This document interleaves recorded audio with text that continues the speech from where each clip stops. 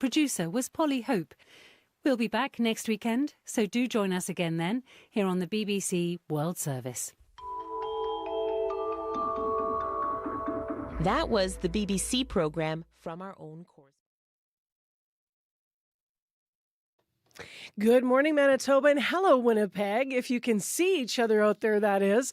Wow. I'm Mercy Marcusa. This is CBC's Information Radio. You're on 89.3 FM, 990 AM on the app and YouTube on this Monday, back after the holiday break with school back in. My comment about seeing each other out there has to do with the overhead shot coming up on our YouTube stream.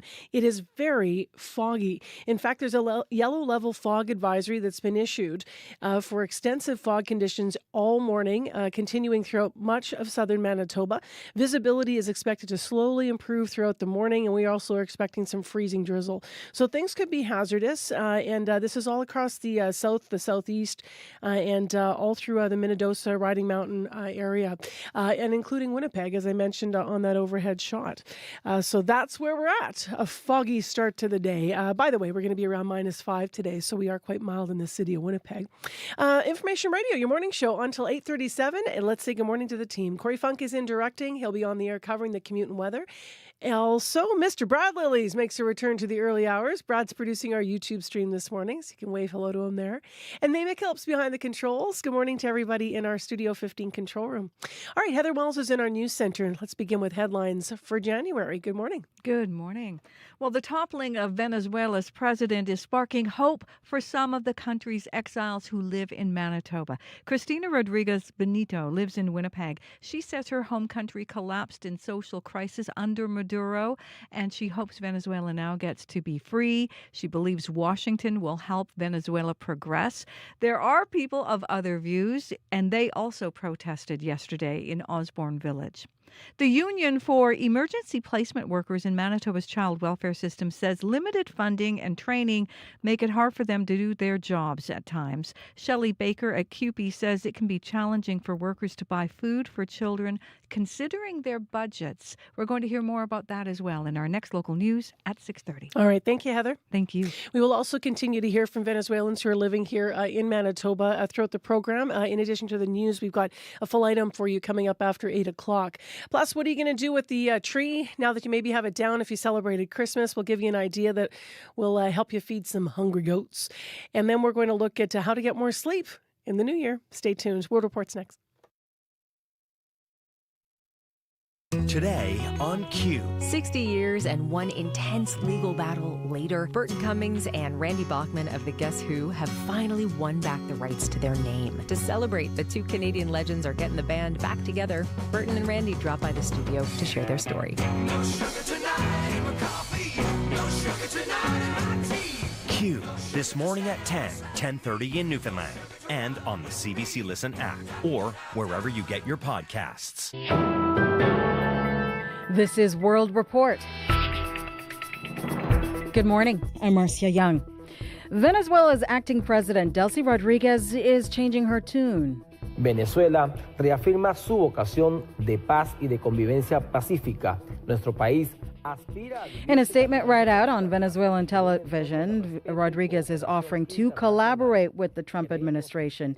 She's a key ally of ousted President Nicolas Maduro. And after he was captured, Rodriguez said Venezuela would never be a U.S. colony. But now she's been the target of some harsh words from the U.S. president.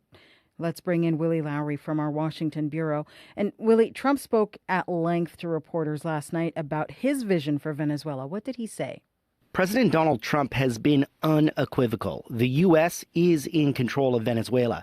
Here's what he told reporters aboard Air Force One. Don't ask me who's in charge because I'll give you an answer and it'll be very controversial. What does that mean? It means we're in charge. Trump was clear. He expects Venezuela's Delcy Rodriguez to fall in line and work with Washington. The consequences, he said, if she doesn't, would be worse than what befell Nicolas Maduro. And his attention isn't solely on Venezuela. He said Cuba was ready to fall, and he mulled military action in Colombia. Colombia is very sick, too, run by a sick man who likes making cocaine and selling it to the United States. and he's not going to be doing it very long, let me tell you. Trump also said Mexico needed to take charge of its borders and do a better job of cracking down on illegal drugs. He said the U.S. would be willing to help out if necessary. Later today, Nicolas Maduro will be brought into a New York courtroom. What are you watching for there? His appearance will be extraordinary, but what actually transpires is expected to be entirely perfunctory. Maduro and his wife will hear the charges against them. They'll be asked if they have legal representation. Bail is likely out of the question. Maduro faces a slew of charges, including narco-terrorism conspiracy, cocaine importation conspiracy, and possession of weapons. The U.S. alleges that Maduro used his position of power to facilitate the transportation of thousands of pounds of cocaine into the U.S. over a very long period of time. Thank you, Willie. My pleasure. Willie Lowry reporting from Washington. The leaders of Greenland and Denmark say Donald Trump's threats have to stop. Aboard Air Force One, the U.S. president said he still wants to take over Greenland. It's so strategic. Right now, Greenland is covered with Russian and Chinese ships all over the place. We need Greenland from the standpoint of national security, and Denmark is not going to be able to do it, I can tell you. Denmark's prime minister says the current defense agreement already grants the U.S. access to the island.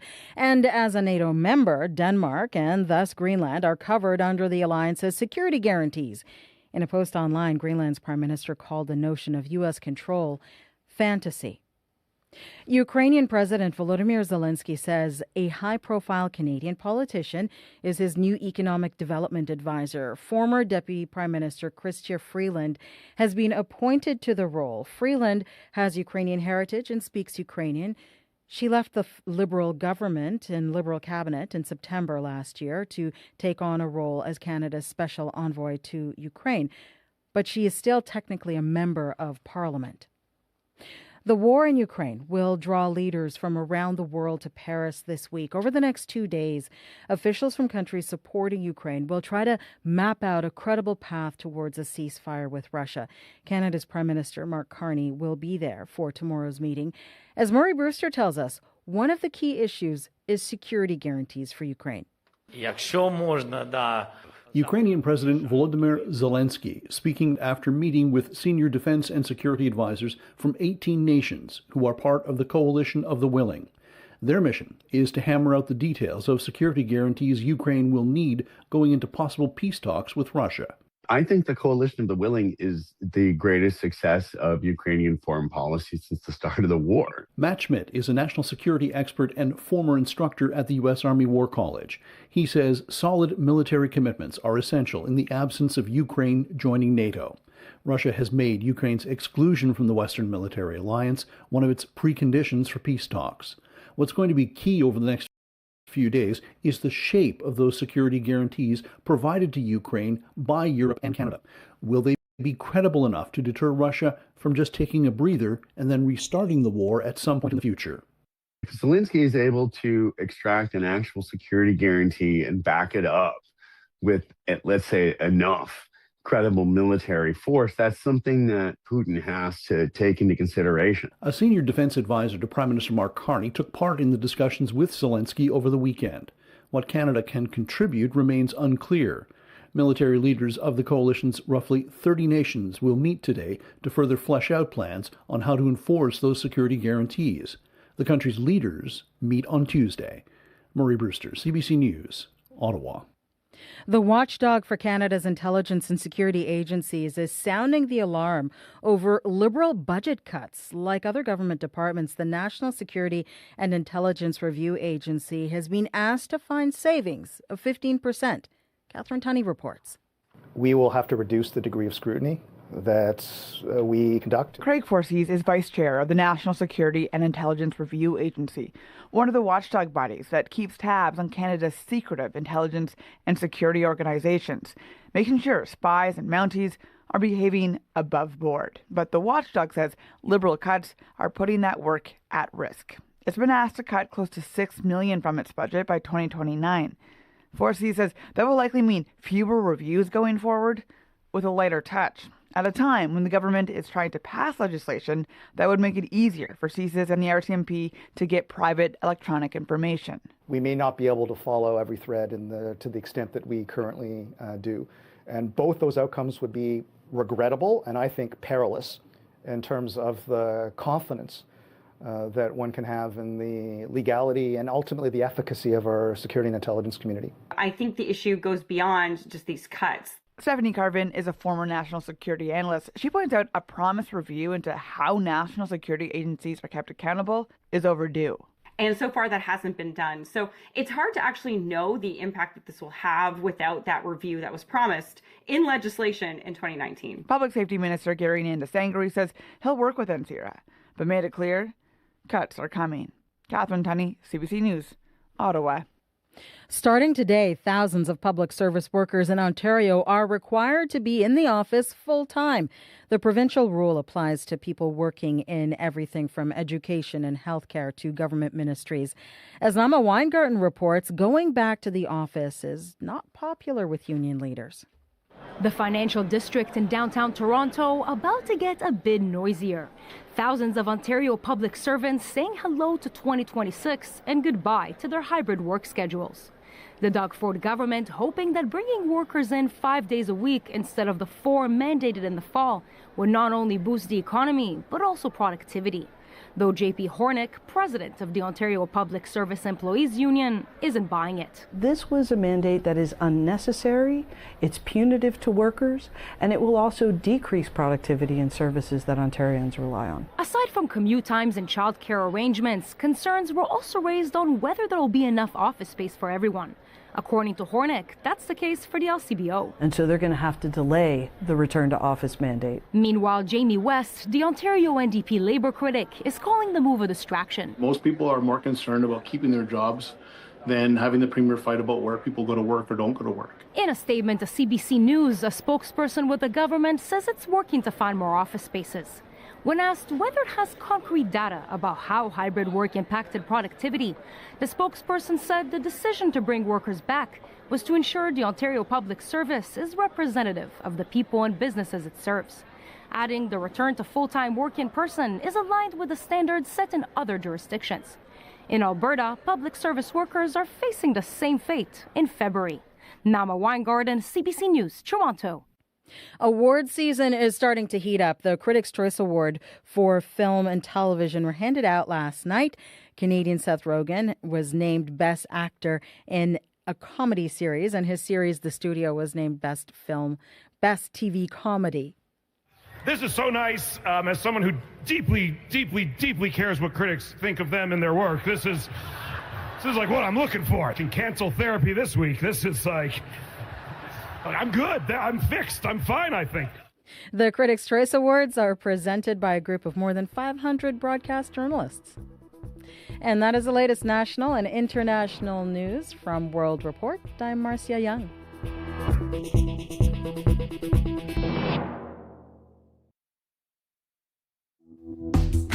Good morning, Manitoba, and hello, Winnipeg. Welcome to the first morning show after the holiday season. Kids back in school today. Thanks for being with us. You're on Information Radio on CBC 89.3 FM. Also 990 AM on the app and YouTube. You're likely to encounter fog in a lot of Manitoba this morning, including in Winnipeg. So we'll talk about that in just a moment.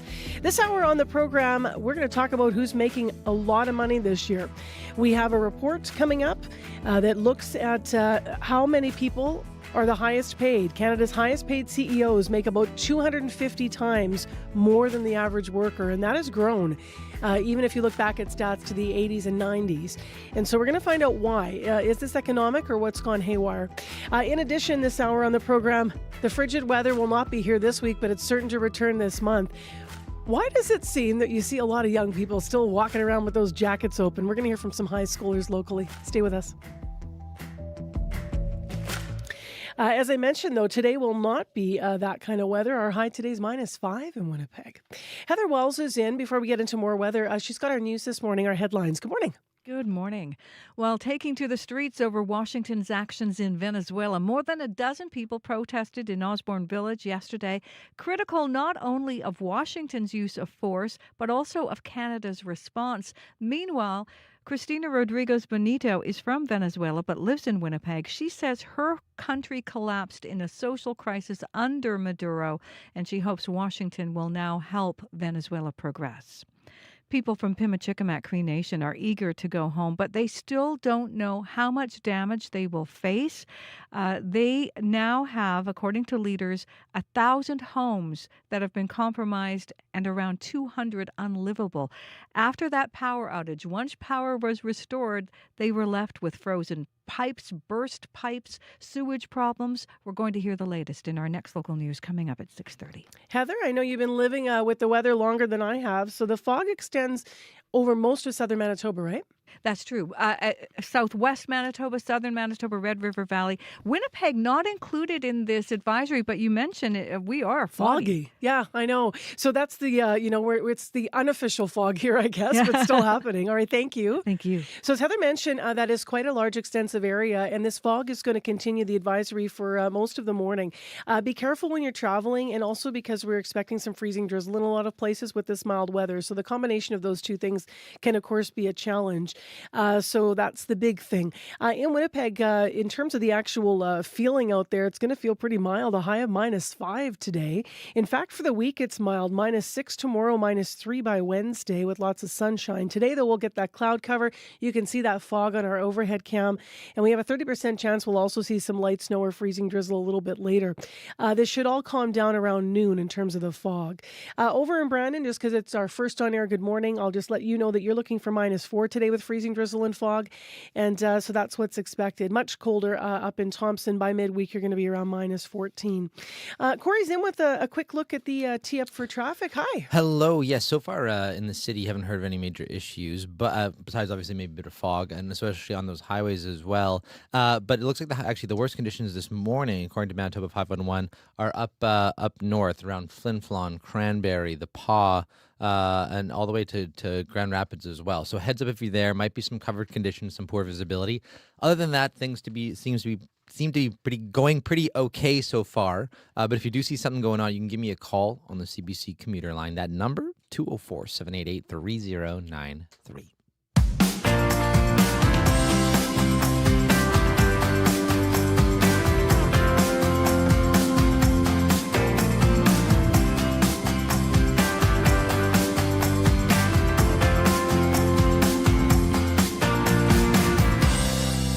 She just mentioned some current conditions here. It's -8 in Winnipeg right now. The cold spot in Manitoba is Tuduli Lake at -28, and Melita is the warm spot at -6.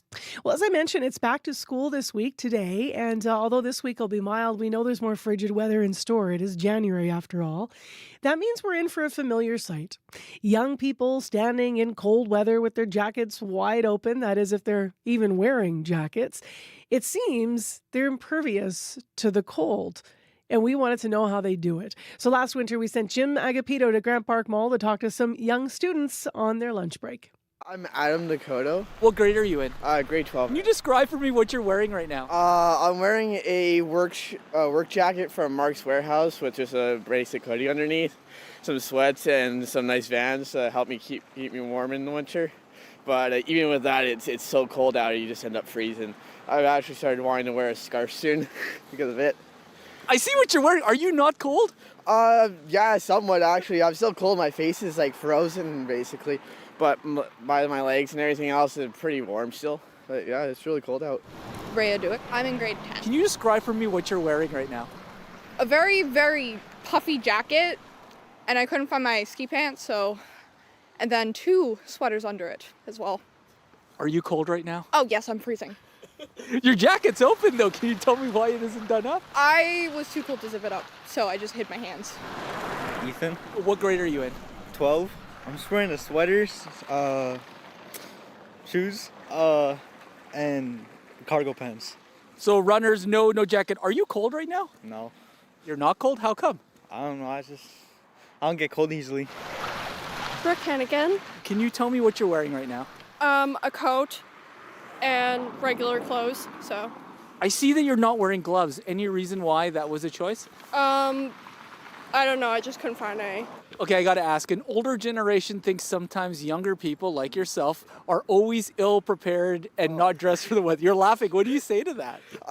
Yeah, there's a lot of times when I was younger, I was always ill prepared, but now that I'm getting older, I've started to realize that I need to be more prepared. I used to leave the house without a jacket and just wear a hoodie in the winter time, and now I start to feel the cold a lot more, so I've started to come a little bit more prepared, but still is lacking in some response. It's true, honestly. It's true. It's mostly true, I'm going to be honest. Now, how well do you think you're prepared for this weather? I would say I'm probably like a 7.5 out of a 10, really. I'm not fully there. If I was, I'd be in like pants and scarves and all buttoned up even more. How well prepared are you for this weather? I'm never prepared for this weather. How well do you think you're prepared for this weather? Very prepared. And you're wearing a hoodie. You're not cold? No. As a student, what's it like then going to school in this kind of weather? It's rough, especially when you have to take the bus. Just trying to stay warm in the bus shelters. Not a lot of them have heat, so it's a little struggle for that. It's a workout, and also I kind of walk as fast as I can to get to and from school because I don't want to be in this weather at all. What do your parents say about the way that you're dressed for this weather? Sometimes my mom isn't very proud of it because I've been wearing vests because I couldn't find my jacket, but this week I found my jacket, so she wasn't fond of me wearing vests. That wasn't great. You wore vests in this cold weather. Yeah, no, I don't know how I did it either. Any regrets? Very much regrets. It was too cold. I got frostbite on my hands, so. What do your parents say when you leave the house like this? My parents hate it. They're like, why don't you wear a jacket? I'm like, I don't want to wear a jacket. It's still going to be cold for the next couple of days. Will you change what you're wearing? Probably wear a scarf or find my balaclava or something like that. Dig that out. But besides that, I think I'll be wearing the same thing for the next couple days. Definitely gonna find my ski pants. I'm not walking in the cold like this. You're going to just wear exactly what you're wearing? Yeah. Can you tell me why? Because I don't like wearing big puffy jackets. It makes me cold. I'm not cold, hot. Will you change what you're wearing for the next couple of days? No, probably not. Why is that? I'm too lazy. Are you cold right now? I mean, actually, no, I'm actually pretty warm right now, so. But that'll probably change in a few minutes. CBC's Jim Agapito speaking to students at Grant Park High School in Winnipeg last winter. So if you're waking up this morning, to be clear, it is not that cold and it will not be that cold.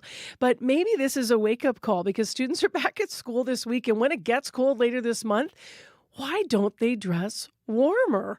What is up with all the jackets being left open and such? Although I confess when I was younger, I did the same thing. Like I always use the same example. I'd leave like volleyball practice or a game and I wouldn't even bother to put my sweats back on. I'd be running out there with, knee pads around my ankles. Something about the age. If we're wondering about the weather today, as I've been mentioning, pretty mild, misty and a little bit of fog's rolled in. It is right now in Winnipeg -8. All right, what are we talking about? A new year means a fresh start. Okay, make a list for the year and take charge of your life in 2026. Look, I'm not talking about your to-do list. I'm talking about your watch list. Cross off Family Feud Canada, St. Pierre, and this hour has 22 minutes. There's no excuses. Dream big, people. Enjoy all your favorite shows on CBC TV or stream anytime on CBC Gem. Mic drop. Time right now is 6:20 on 89.3 FM, 990 AM on the app and on YouTube. Well, if you look up the schedule in 2026 for local artist Field Guide, you'll find they are on tour. They're going to be in Calgary February 5th. They hit Festival de Voyageur back home, but that's not until later next month. And this next song actually is about the highs and lows of spending so much time on tour. This is Life I Wanted.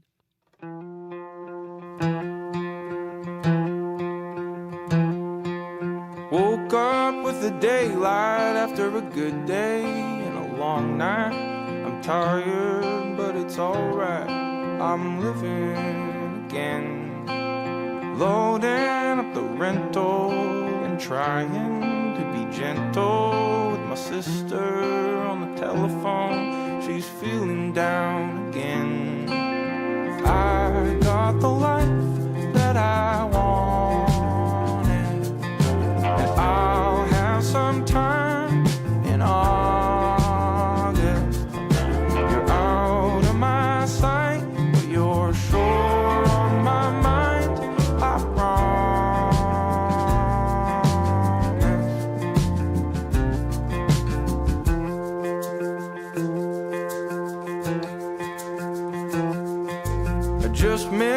the pool hour, so I settle for a hot shower, a single cigarette and a happy hour all to myself. Tomorrow, hit the highway, Denver, then an airplane, Calgary, then a time change, and I'll be back at home with you. I got the life that I wanted, and I'll have some time in August. You're out of my sight, you're sure on my mind, I promise. And when I'm away, I hope you don't feel like it's part-time, babe.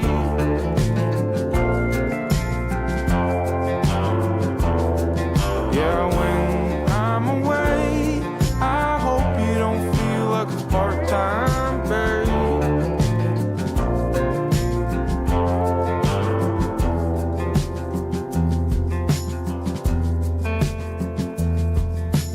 I got the life that I wanted, and I'll have some time in August.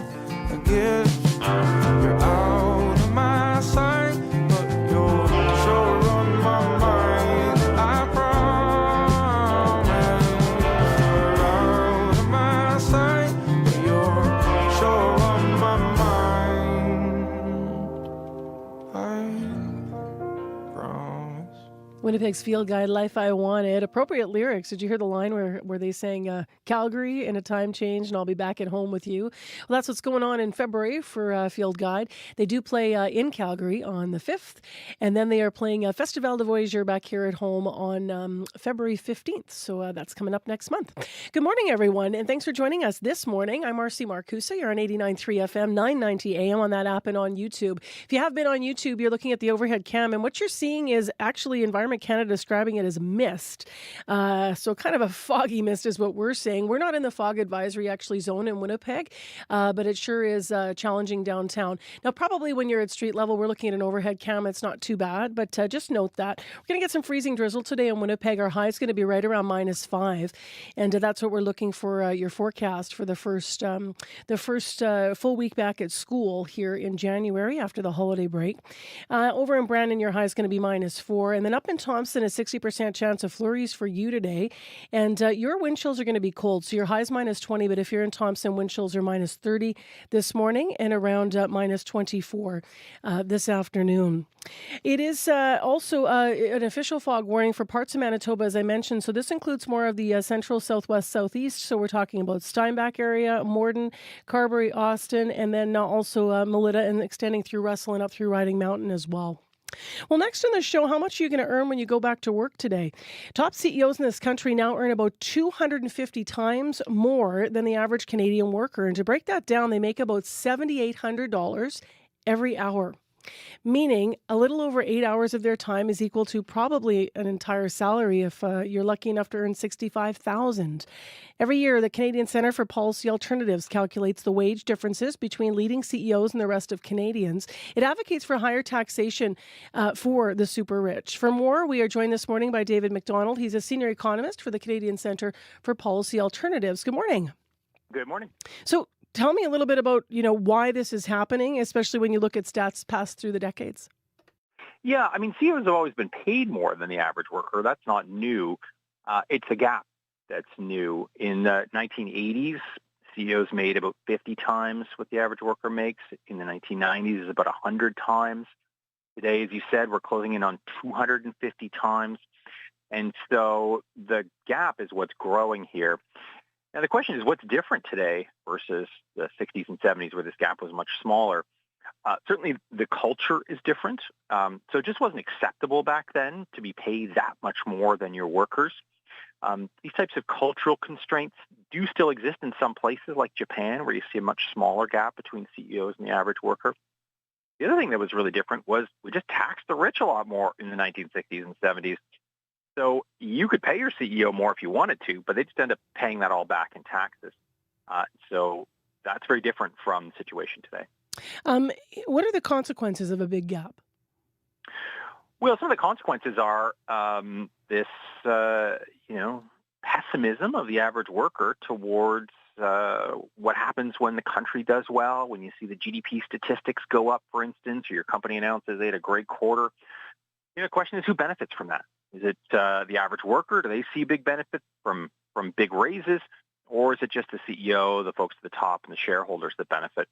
And it really leads to pessimism among the average workers that they're not part of big gains in economic growth or big gains at their company. How did we get here? Like with the big pay packages and, how are things tied to the stock market, for example? Yeah, CEOs are paid very differently from the average worker. They're largely paid in bonuses. And so they do receive a salary, they can. And those salaries, though, have remained fairly stagnant over the 20 years, roughly, we've been watching this. It's really the bonuses that are driving this gap between CEO pay and average worker pay. And those bonuses are different by company, but they're tied to things like profit margins, for instance, or company revenue. And as those things have boomed since the pandemic, that's to say profit margins and revenue, so has CEO bonuses and therefore their compensation. In 2020, the price of everything has skyrocketed. And so we're paying a lot more, and those inflation dollars that we are paying are going somewhere. They don't just disappear once we pay them. One of the important places they're ending up is corporate profits. And so inflation drives higher prices. Those higher prices lead to higher corporate profits, record corporate profits, in fact. And that then turns around to create record bonuses for CEOs, driving this pay gap. And what's the justification for that, for the high CEO pay, and what's your response to it? Yeah, one of the justifications is that look, there's an international war for talent here. There's a very specialized, very small group of CEOs that are the best. And if you want your company to succeed, you need to hire the best, and you need to pay top dollar to get those best CEOs. And if you just get, you want to pinch your pennies and save a couple dollars and get like a mid-level CEO, then your company fails. And so, couldn't that be true? Well, yeah, it's interesting. It's an interesting story, a compelling story for some. We actually looked at it last year, and it's not actually how CEOs are hired in Canada. Of the top paid CEOs, 3/4 of them are not hired as CEOs at all. They're actually hired further down the line, and they work their way up the corporate ladder. On average, the top paid CEOs had been with their company for 21 years, or roughly half of their careers. They're not being plucked from some rarefied pool of international CEOs. Someone could argue, though, that you're still paying to keep them. Like the talent level is still what you're paying to keep. Well, they're company men, right? These are internal hires. These are folks who work their way up the line. Well, usually not men. Often women. Yeah. 95% men. Mm-hmm. They know the company well because they worked there for 20 years. They know the industry well, but they're tied to that company. And so as a result, you don't have this international war for talent. You have internal hires. And so in places like Japan or the Nordic countries, where CEOs are paid much more similarly to workers, about 60 times is the ratio there. Still successful companies there, and they're doing something very similar, which is they're promoting from within. But you don't need these extravagant pay packages to have successful companies. Well, the number really is quite something, isn't it? David, thank you for your time this morning. Thanks for having me. David McDonald, Senior Economist for the Centre for Policy Alternatives, looking at the number that I am referring to. If you missed the start of our conversation, top CEOs in this country now earn about 250 times more than the average Canadian worker, $7,800 per hour. Your news is next. This is CBC News. Good morning. I'm Heather Wells in Winnipeg. At 6:30, it is a mild and foggy -8. We do have a fog advisory for much of southern Manitoba. Once the fog dissipates around noon, we're left with a cloudy day and a high of -5. Venezuelan President Nicolás Maduro will appear in a New York court today. He was arrested over the weekend in a U.S. raid and now faces charges of narco-terrorism. Last night, U.S. President Donald Trump warned more countries, including Mexico, Cuba, and Colombia.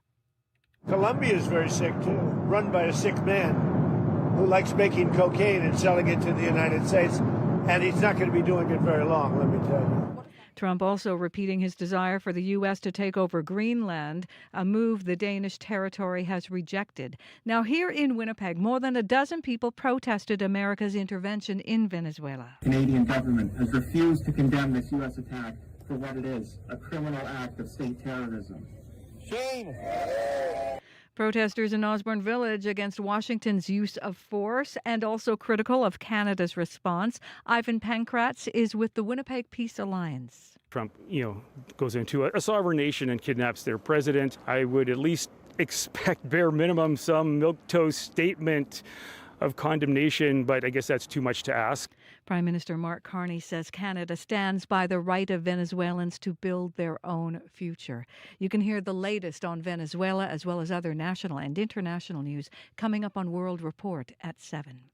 A Pimicikamak Cree Nation member who lives in Winnipeg has been hard at work raising money for that community as it deals with infrastructure breakdowns. Paige Papanicus helped raise around $7,000. Some of that money went towards buying games and prizes for a kids' carnival at a Winnipeg hotel yesterday. These kids are bored and their mental health is just gonna keep getting worse. So today we set up a carnival day. We have many helpers in there who put it together. And again, it's our own people who put that together. We shouldn't have to be begging for resources. Leaders in Pimicikamak estimate around 4,000 people have been forced out of their homes. What started as a power outage last week ended up with extensive damage to infrastructure, water pipes, and the sewage systems. An expert says Manitobans should expect higher cabin and home insurance premiums in 2026.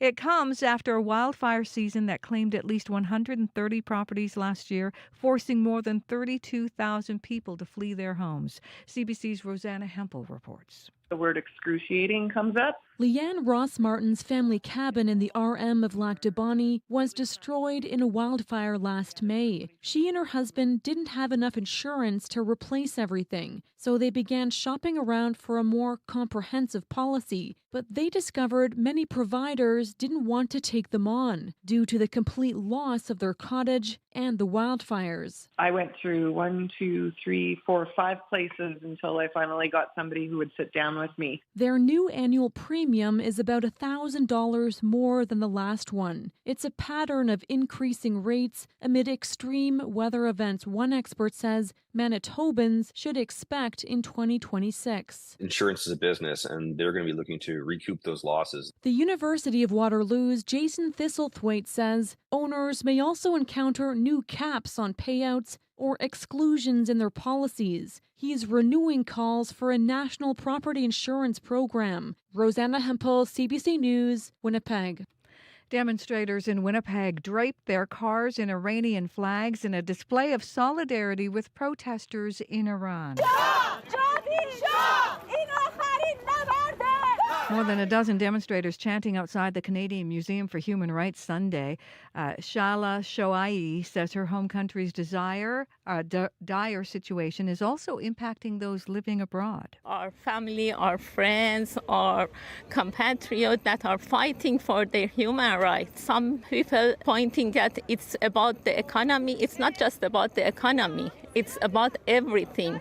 Under this brutal regime, they don't have human rights. They don't have human dignity. Several people have been killed in Iran's recent protests. There will be no gold medal for Canada at this year's World Junior Hockey Championships. The Czechs once again take down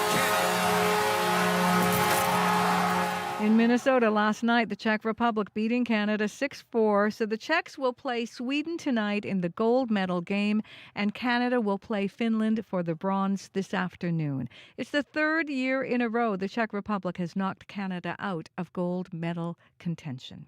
You can find the latest news updated throughout the day. All you have to do is head to cbc.ca/Manitoba. Poor young men, they're going to get a complex. No kidding. Yeah. They've got our number, the Czech team. Yeah, they seem to. All right, thanks, Heather. Thank you. Wow. Let's get into the weather here. So we have fog and a fog advisory. Here's where it is official. A yellow level advisory of fog for areas around southeast and southwest Manitoba, as well as through Riding Mountain. So we're talking Steinbach, areas around Morden and Carberry and Austin. And then, as I mentioned, it goes through Verdun, Russell, and right through Minnedosa. What does that mean? That means visibility is going to be reduced for most of the morning. You could have some freezing drizzle, and that could impact your commute. So call us if you need to on that front. Weather-wise, Weather-wise, in terms of the temperatures, it will be mild. It is in Winnipeg. It looks like it's foggy. It's mist, though. It is -8. It's pretty warm. Our high today is going to be -5. Freezing drizzle could be a factor for us as well as kids go back to school and you're back out there. So it'll be a bit busy this morning. Could be a little slick. Tonight, mainly cloudy. Chance of light snow or freezing drizzle, low -10. And into tomorrow, a high of -6 degrees for Winnipeg. It actually gets warmer by Wednesday even. Over in Brandon, similar conditions. High -4, fog, freezing drizzle, warmer by Wednesday. Today's high is, as mentioned, -4. Tomorrow, you're looking for -5 in Brandon. So right now, Winnipeg, as I mentioned, -8. Brandon, you have light snow. You're -11. Thompson's mostly cloudy, -22 this morning. You have a different story in your weather. 60% chance of snow up there. Flurries, that is, and a high of -20. It will feel like -30 on exposed skin with the wind chill. The light snow should end overnight. Still cold, low -25. And then it will get a little bit warmer, but a high of -14 by Wednesday in Thompson. Right now, it's mostly cloudy up there. All right, let's get into what is happening on the commute. It is slow to start, Corey? Yeah, so far, no major issues that I've heard of yet. Commuter line has been very quiet. If anything, it'll be the highways, of course, with that fog this morning. Might be an issue in terms of visibility, but also some covered conditions up north around the Paw, Flin Flon, Cranberry, Grand Rapids. If you're on those highways, you may experience some more slippery conditions on the highways. But if you do see anything else going on, you can give me a call on the CBC commuter line. That number, 204-788-3093. I'm looking up the school day because I'm presuming it's school day number 1, but it might not be school day number 1. Yes. So what is this? January 2026. It is school day number 5. It's the 5th today, right? Yes. It'll be easy for us to remember. There we School go. day number 5 on January 5th. There you go. That is if you're heading back today, which most schools actually are heading back today, right? Good luck, everybody. Hopefully you had a good break. If you did get a break, I hope you had a break. Okay, let's get into business news. Crystal Lee Ramlakan's here to talk more about Venezuela. Good morning.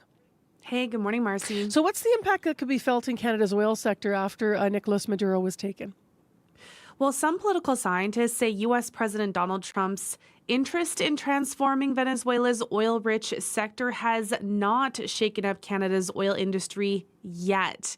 So Venezuelan oil has already been largely locked out of global oil markets, and that's partly because the U.S. has been imposing sanctions for years over concerns about corruption. And Venezuela sells most of its exports at a steep discount on the black market in China. And experts say it's unclear whether Trump's pressure campaign will increase Venezuela's oil production and therefore create more competition for Canada. So American oil companies may want a stable regime before they invest. However, if American companies do increase production, competition, of course, will grow. And U.S. Gulf refineries are well optimized for Venezuela's heavy oil because, well, they were actually built at a time when they were relying on its heavy oil in the 1970s. But as political turmoil shrunk Venezuela's production, Canadian oil began to fill that gap. However, getting replaced at those refineries probably will not hurt Canada's oil sector in a huge way. And that's because, well, most Canadian heavy oil goes to the Midwest directly by a pipe. And there's no really easy way to get Venezuelan oil into the Midwest.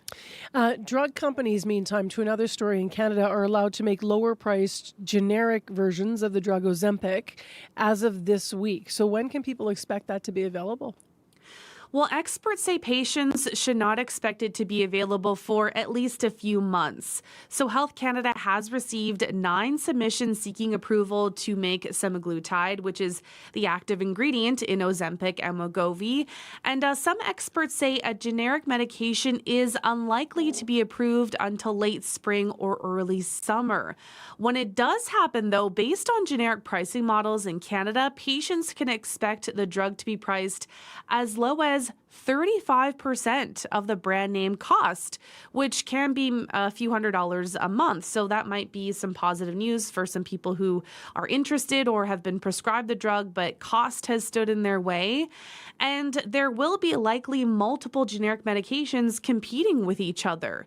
So the target timeline for Health Canada's scientific review of generic drug submissions is 180 days.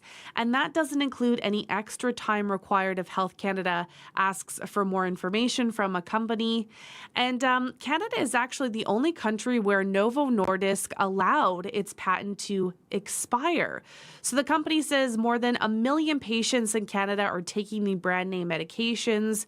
So it shows, how popular these medications are. Its main competitor, Eli Lilly, still holds its patent in Canada. So there's no imminent expiry for its drugs, Mounjaro or Zepbound, if people were curious about those. And finally, as we've been hearing a bit on World Report, but you're going to elaborate, this is the first day back for many after the holidays, and it will look different for thousands of workers. Yeah, that's right. And that's because remote work is ending for tens of thousands of workers this year. So as of today, Ontario provincial government employees are expected to work in the office 5 days a week. Alberta's public service is also returning full-time next month. And while several provinces, including there in Manitoba, BC, and New Brunswick, are sticking with more flexible hybrid work schedules, others are still reviewing their policies. And it's still not clear what's going to happen with federal public servants. So Prime Minister Mark Carney says the government will be engaging with unions on the back to office policy, with details about the plan to be made public over the course of the next several weeks. And unions have pushed back against these return to office mandates. The Ontario Public Service Employees Union says the government decided to order all of its workers back to the office without consideration for the realities frontline public service workers face. And Canada's largest federal union says the push to get workers to spend more time in their offices is severely out of touch with what's best for workers and taxpayers. And in the private sector, several banks have already told their staff to increase their office presence to 4 days a week.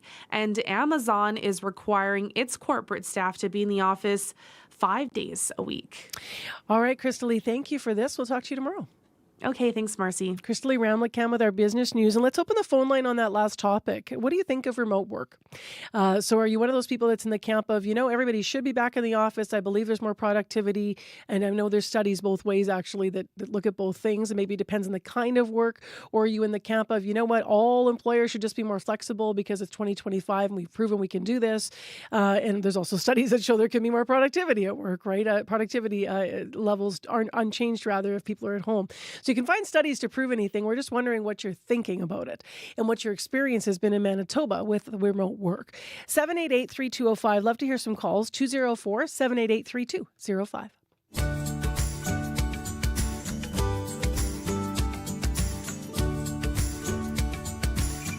An issue in traffic, there has been a motor vehicle collision that's knocked over a traffic standard. This is at Century and Wellington. So lights there flashing red, Century and Wellington. Emergency crews right now are blocking the northbound left curb lane.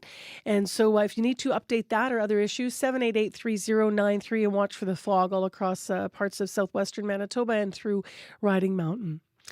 Well, next on the show, as you've been hearing in the news over the last number of days, more than 4,000 people have been evacuated from Pimicikamak in the aftermath of a days-long power outage that damaged a water treatment plant and plumbing systems. Now, actually, this is now going on a week since residents were first dealing without power.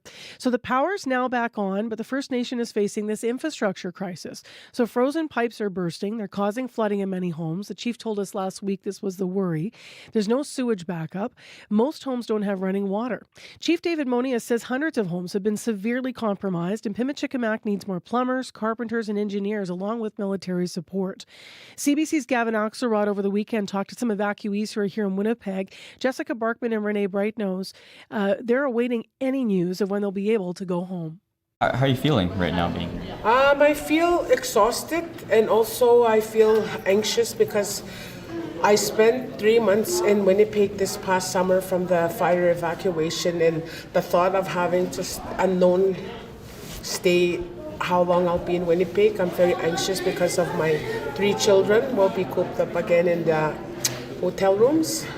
I was going to say, I saw some of your kids here. How difficult is it for them, to manage all that? Well, now that there's snow, the traffic is not so fast in the city. We're able to be outdoors, and we're in a hotel where there's a big parking lot and a big yard. So I think this time around for my children, they're at ease because we can go outdoors and play in the snow.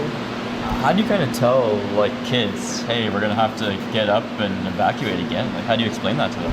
Well, this time around, they were not in Cross Lake. They were visiting family for Christmas, and having them from their visit to come to the city, they're wanting to go home because there are personal spaces there, their toys are there, and having to come to the city, I have to remind them about the fire evacuation, but this time it was a blackout.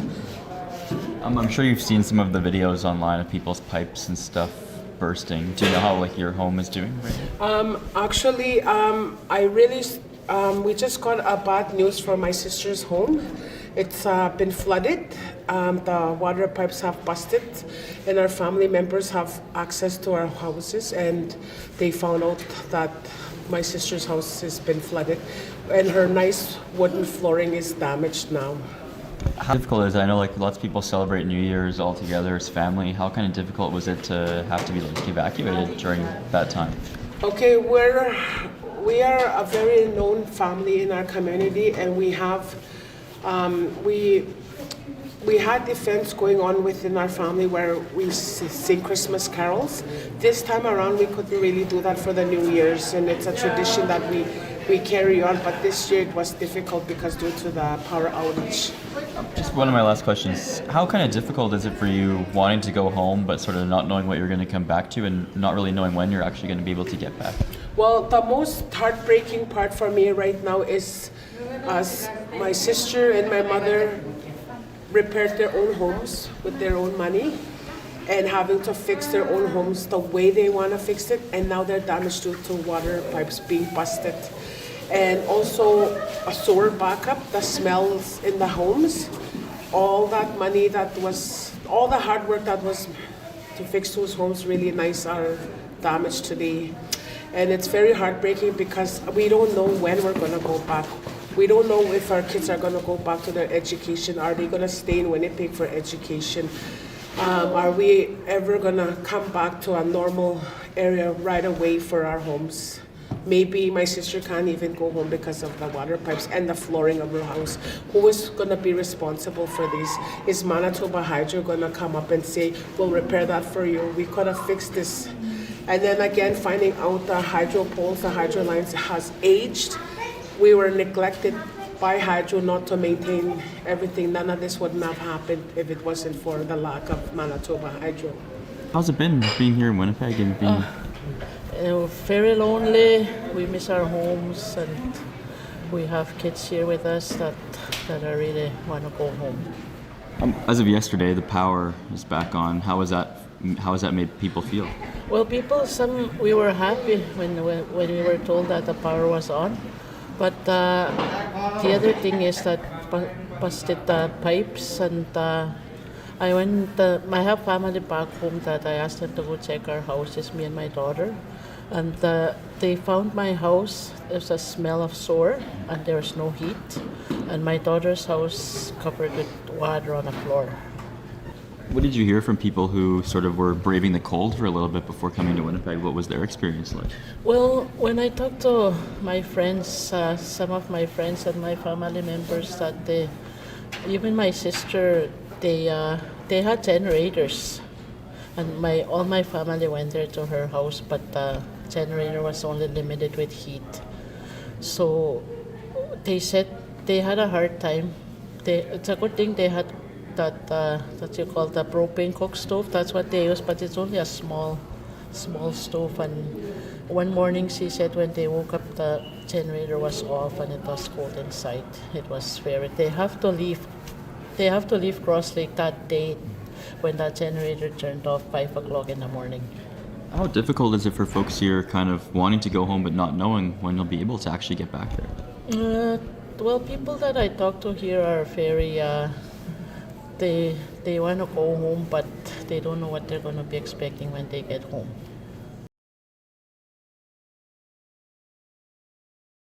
Markman and Renee Brightnose, they're here in Winnipeg. So the leadership there continues to plead for help. In the aftermath of this, the province says multiple agencies are working together to try and bring tradespeople to Pimicikamak to assess the damages. It's 9 minutes to 7 o'clock. You can read more online. Coming up after 7 o'clock, musicians are sounding the alarm about Spotify, including two-time Juno Award winner Dan Mangan. Treating music like audio wallpaper, is something that rubs a lot of artists the wrong way. We're going to hear more from him and other artists who are being rubbed the wrong way about why they're not happy with the music streaming service Spotify and even considering leaving the platform. So that's still ahead on Information Radio. It is now ahead of 7 o'clock, as you mentioned, 8 minutes to, and you might have a goal for the new year to sleep better. Let's find out how you can do it. Colleen Carney's here. She's a professor of psychology at Toronto Metropolitan University. Good morning. Good morning. I have to say, I've probably done this interview every year in the new year, how to sleep better. But what I find interesting is you say part of the problem is people are trying to find a perfect sleep versus understanding what a normal sleep is. What does that mean? I think that people have a lot of beliefs about sleep that are kind of unhelpful, right? And some of this is because people like me, we have to push the idea of making sure you prioritize sleep. And we're doing that for people who don't, right? So we're not actually targeting people with insomnia, but people with insomnia will hear that advice and they think, oh, I need 8 hours.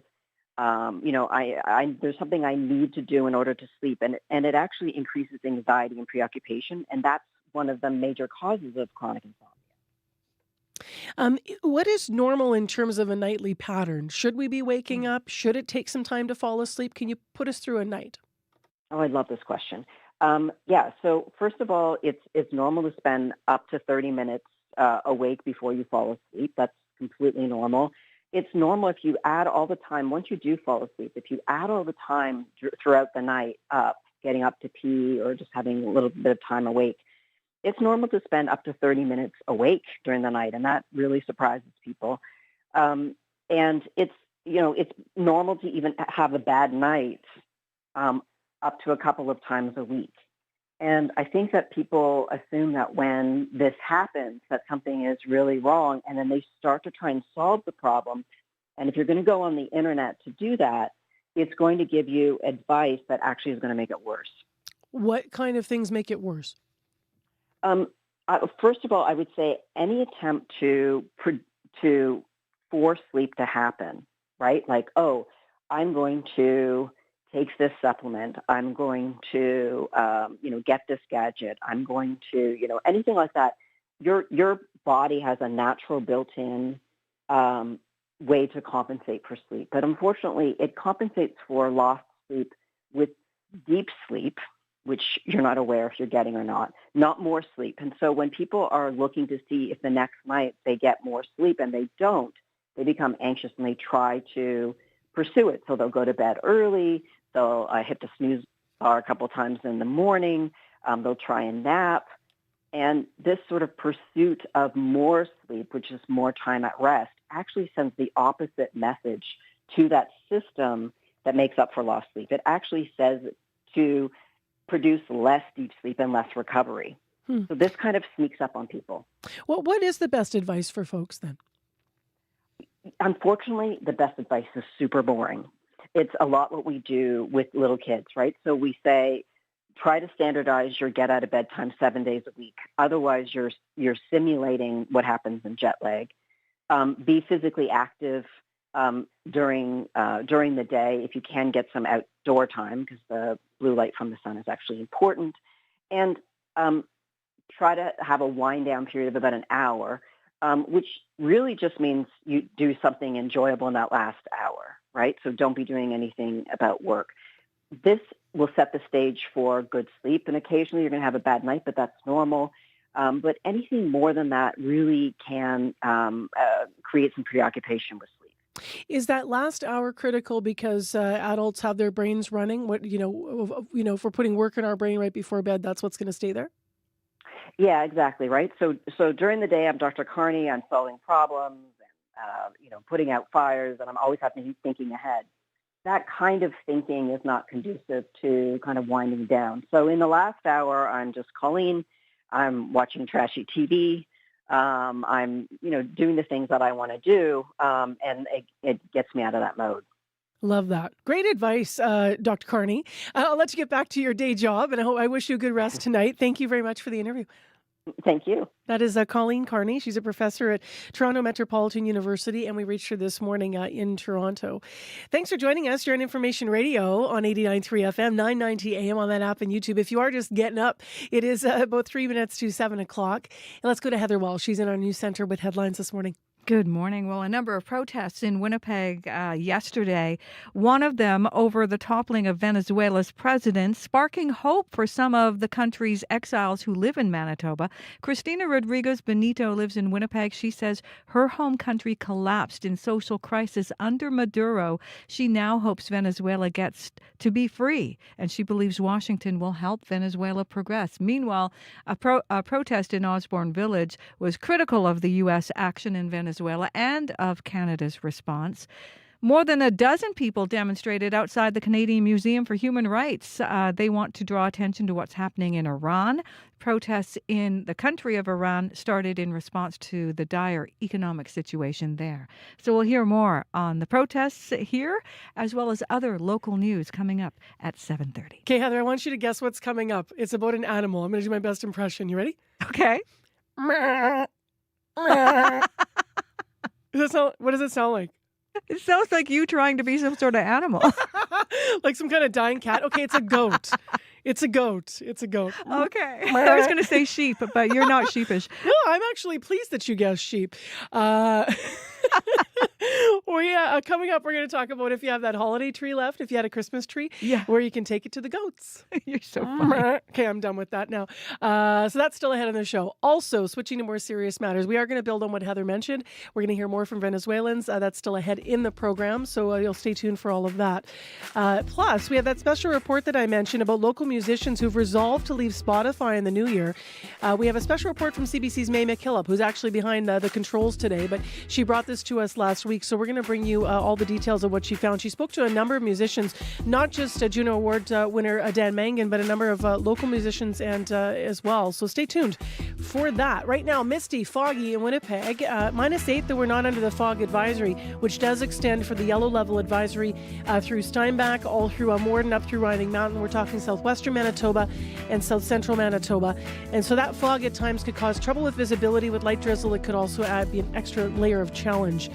So be careful. 788-3093 with a traffic tip. The only one so far is in the city of Winnipeg. It is Century and Wellington. There's a motor vehicle collision that's knocked over a traffic standard. Lights are in a red flash situation. There are emergency crews that have been on site blocking northbound left curb lane. So if you do want to update that or other situations, you can call Corey, 788-3093. Stay with us. More Information Radio coming up after World Report. It's 1 minute to 7 o'clock.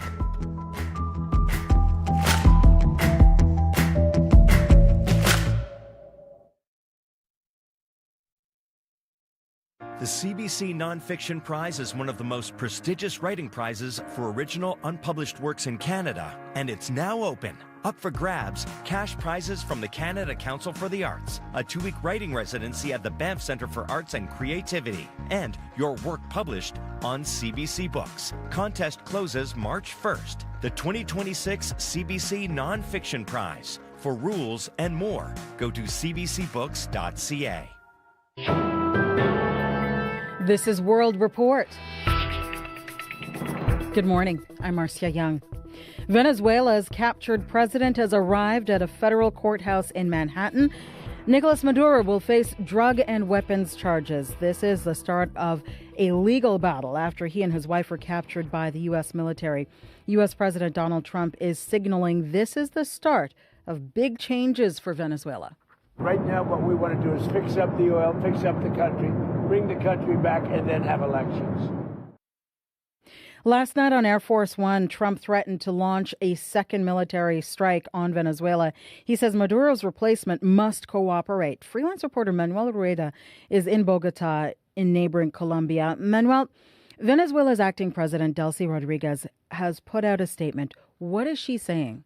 Well, this is quite a remarkable statement because she's saying that she wants to look for a balanced relationship with the United States and to work on a broad agenda of cooperation. It's very different from the first statement we saw her make on the day of the attack, where she was saying Venezuela would not be a U.S. colony, and when she was demanding the return of Maduro. So it seems like they are willing to work with the United States. We'll be looking out for signs, for example, whether the U.S. Embassy in Venezuela reopens, whether they free political prisoners. There are reports that there are some Americans right now imprisoned in Venezuela, 2 or 3. We'll start to look for signs like that to see how serious this cooperation is going to be. The U.S. president also threatened other Latin American leaders last night. Walk us through those comments. Well, yes, he was asked, for example, if he would contemplate an attack on Colombia, and his answer was, sounds good. He once again reiterated claims that the president of Colombia is a drug trafficker with cocaine factories. He's provided no evidence of that at all. And he said also that Cuba is going to collapse because they can't get oil from Venezuela anymore. So he says they might not be able to hold on for much longer, the government in Cuba there. Colombia has rejected, of course, the claims that Gustavo Petro is involved in drug trafficking and called Trump's latest statements an attack on the nation's sovereignty. Thank you so much, Manuel. Sure, Marcia. Manuel Rueda reporting from Bogota, Colombia. Denmark has a message for U.S. President Donald Trump. Hands off Greenland. Trump is once again musing about taking over the self-governed Danish territory. He says it's for America's security. The leaders of Greenland and Denmark say Trump needs to stop with the threats. The CBC's Crystal Gumansing reports. We need Greenland from the standpoint of national security. The President of the United States told reporters on board Air Force One Sunday that America needs Greenland. What Donald Trump is willing to do to get it is not known. Greenland is rich in natural resources. It is also strategically located in the Arctic along with Russia and China, nations that have increased military and commercial activities in the region. Alex Younger is the former head of MI6, the British intelligence agency. Denmark, of course, is a member of NATO and has made it entirely clear that it's ready to cooperate with the US in any way to achieve that, as long as that's under a Danish flag, and that seems completely reasonable to me. So there's something also of the sort of geopolitical ego about this, which I do find pretty unsettling. Greenland is self-governing but falls under the administration of Denmark. Greenlandic Prime Minister Jens Frederik Nielsen posted on social media after Trump's comments saying, "We have taken responsibility for the security of the North Atlantic and not least of North America. The immediate and repeated rhetoric from the United States is completely and utterly unacceptable." Danish Prime Minister Mette Frederiksen also took to social media urging the United States to stop the threats, noting the people of Greenland have very clearly said they are not for sale. Crystal Gumansing, CBC News, London. Russia launched its first strike of the year on Ukraine's capital.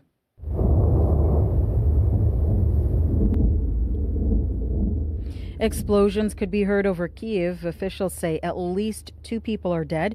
Ukraine's state emergency services says one of the strikes set a medical facility on fire. A body was later found inside. Several pockets of the Kyiv region have no power. The war in Ukraine will draw leaders from around the world to Paris this week. Over the next 2 days, officials from countries supporting Ukraine will try to map out a credible path towards a ceasefire with Russia. Canada's Prime Minister Mark Carney will be there for tomorrow's meeting. As Murray Brewster tells us, one of the key issues is security guarantees for Ukraine.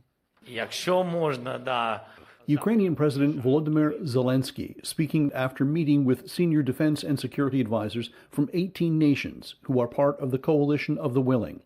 Their mission is to hammer out the details of security guarantees Ukraine will need going into possible peace talks with Russia.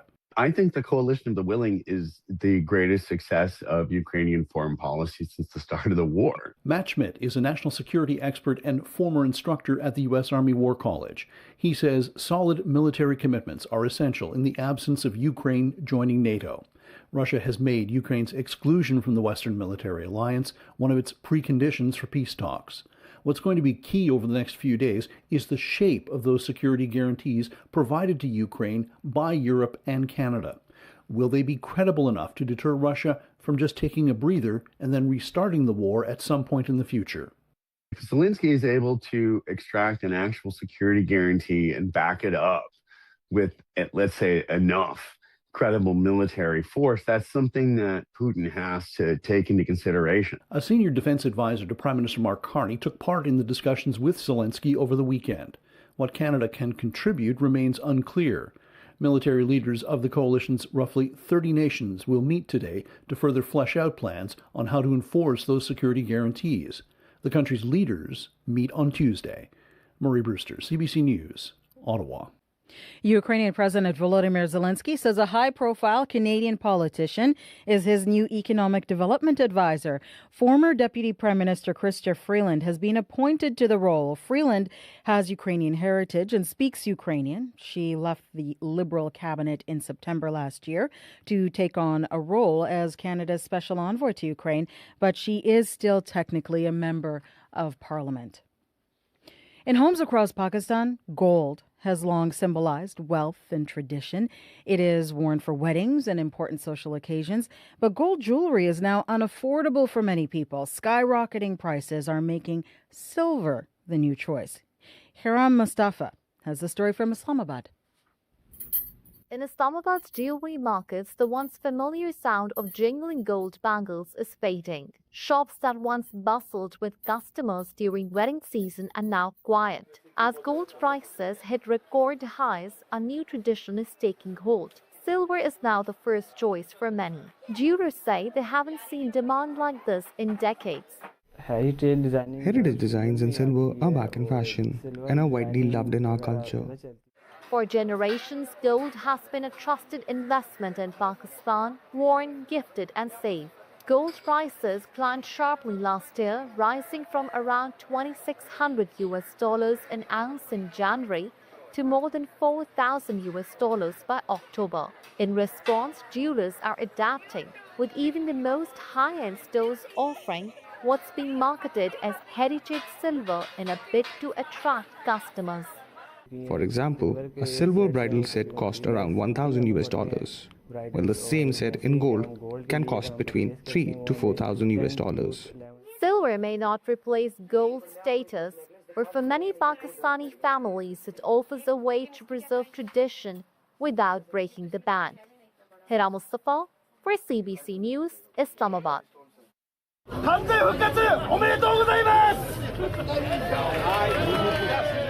A massive bluefin tuna in Japan is auctioned off for more than 510 million yen, a record-breaking amount. The 535-pound fish sold today at the year-opening auction at the Tokyo Fish Market. The top bidder runs popular sushi chains. That fish went for more than $4.4 million Canadian and breaks the previous record set at auction in 2019.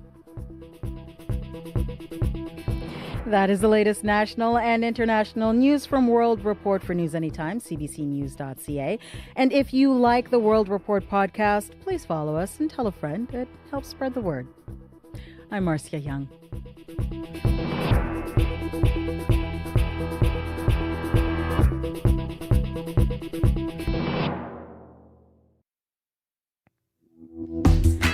Good morning, Manitoba, and hello, Winnipeg. How you doing on this first Monday morning back, full week after the holiday break? It is school day number 5, and it is misty in Winnipeg. There's also a fog advisory over much of south central and through the riding Manitoba, as well as part of the southeast and through the riding mountain area. We're talking pretty thick fog and light drizzle, so could be a challenge if you're commuting today. This hour on the program, some Venezuelans living in Winnipeg say an American attack and the capture of President Nicolas Maduro on Saturday has stirred up a complicated mix of emotions. We'll hear more from them in the news. And also we're going to hear some analysis of the situation coming up this hour in a full interview right before 8 o'clock. Also this hour on the show, they're going to be bleeding with joy. We're going to hear from Aurora Farms about how your holiday tree can be tasty and nutritious for goats if you're looking to get rid of the tree this week if you had one up. But we begin with some musicians, including some local musicians who've resolved to leave Spotify this new year. So beyond local musicians, there's also a Juno Award winner that our reporter talked to. So stay tuned. We're going to have a special report about what's going down and why they're concerned about Spotify. Right now, let's go to Heather Wells for more news and local headlines. Good morning. Good morning. Well, people from Pimicikamak Cree Nation are eager to go home, but still don't know how much damage they face. Kelson Monia says it's heartbreaking to see videos of damage to his community on social media. Leaders in Pimicikamak estimate more than 1,000 houses have been compromised and around 200 are unlivable. An expert says Manitobans should expect higher cabin and home insurance premiums this year. This after a wildfire season that claimed at least 130 properties in Manitoba last year. We're going to hear more on that and other news coming up at 7:30. Thank you, Heather. Thank you. All right, let's go to the weather forecast, which actually comes from me today as Abby's off. So it is misty, as I mentioned, in Winnipeg, -8. Looks really, visibility looks quite challenged actually through the downtown and our overhead cam there. But that is, of course, a roof shot. So at street level, it might be just fine. But be careful out there. We've got freezing drizzle expected, a high of -5, so really mild. And for the week, it's going to be mild, -6 into tomorrow. Now, this is the same for Brandon. Mild conditions, -4. Freezing fog now reported in Brandon. It's -11. Up in Thompson, briefly, it's -22, and you're expecting some flurries today. We do have a fog advisory. It is officially for the areas around Steinbach, the Arm of Grey, Dufferin, Winkler, Cornwallis, Glenborough, Carberry, Norfolk, Austin, as well as Melita Verdon and right through Russell and Minnedosa areas around as well. So that should calm down later this morning. But in the meantime, as I mentioned, visibility and with freezing drizzle, you're going to want to watch it. Corey Funk is in this morning to give us the commute news. Yes, there's been one issue all morning. That's at Century and Wellington. A collision has knocked over a traffic standard. Lights are flashing red there. And emergency crews are blocking the left curb lane that's northbound on Century at Wellington. Other than that, though, of course, that fog may cause visibility issues for you out on the highways this morning. And I'm also seeing covered conditions with poor visibility in the north around Flin Flon, Cranberry, the Paw, and down into Grand Rapids as well. So look out if you're on the highways around there this morning. If you do see something else going on, you can give me a call on the CBC commuter line. If you see something, especially all those making their way into school or back to work today, might be a little busier than it has been the past couple of weeks. Give me a call, 204-788-3093.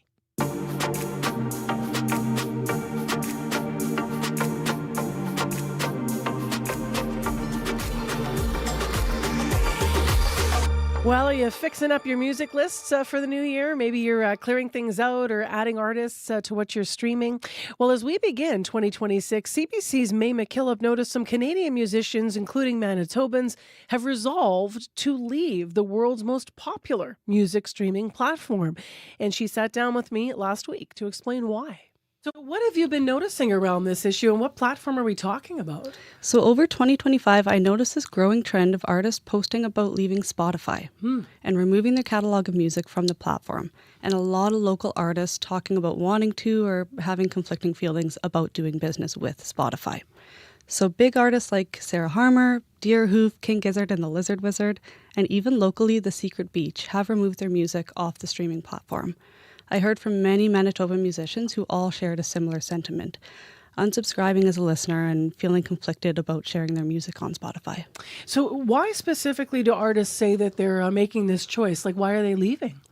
I spoke with local musician Ed DeRoche, who's been playing and touring with local band Apollo Suns for 10 years. He's removing the band's music off Spotify in 2026 because he says the platform doesn't really support artists. He actually had a whole list of other reasons, but the final straw for him? When they started allowing ICE and DHS in the U.S. to start advertising ICE recruitment videos, that was truly disgusting to me. So he's talking about a move Spotify made in October to start running recruitment ads for U.S. Immigration and Customs Enforcement, otherwise known as ICE. Since then, a lot of artists have been making noise. So if the recruitment ads for ICE were, as he put it, the final straw, what were the other reasons that led up to this? People are also critical of investments made by the platform's CEO. So in the summer, news broke that Spotify co-founder and CEO Daniel Ek, through his investment firm Prima Materia, led a $693 million investment round into Helsing. It's a German defense company funding the development of AI military tech. Ek is also the chairman of Helsing. And that's not the only scrutiny of Spotify's connection to AI.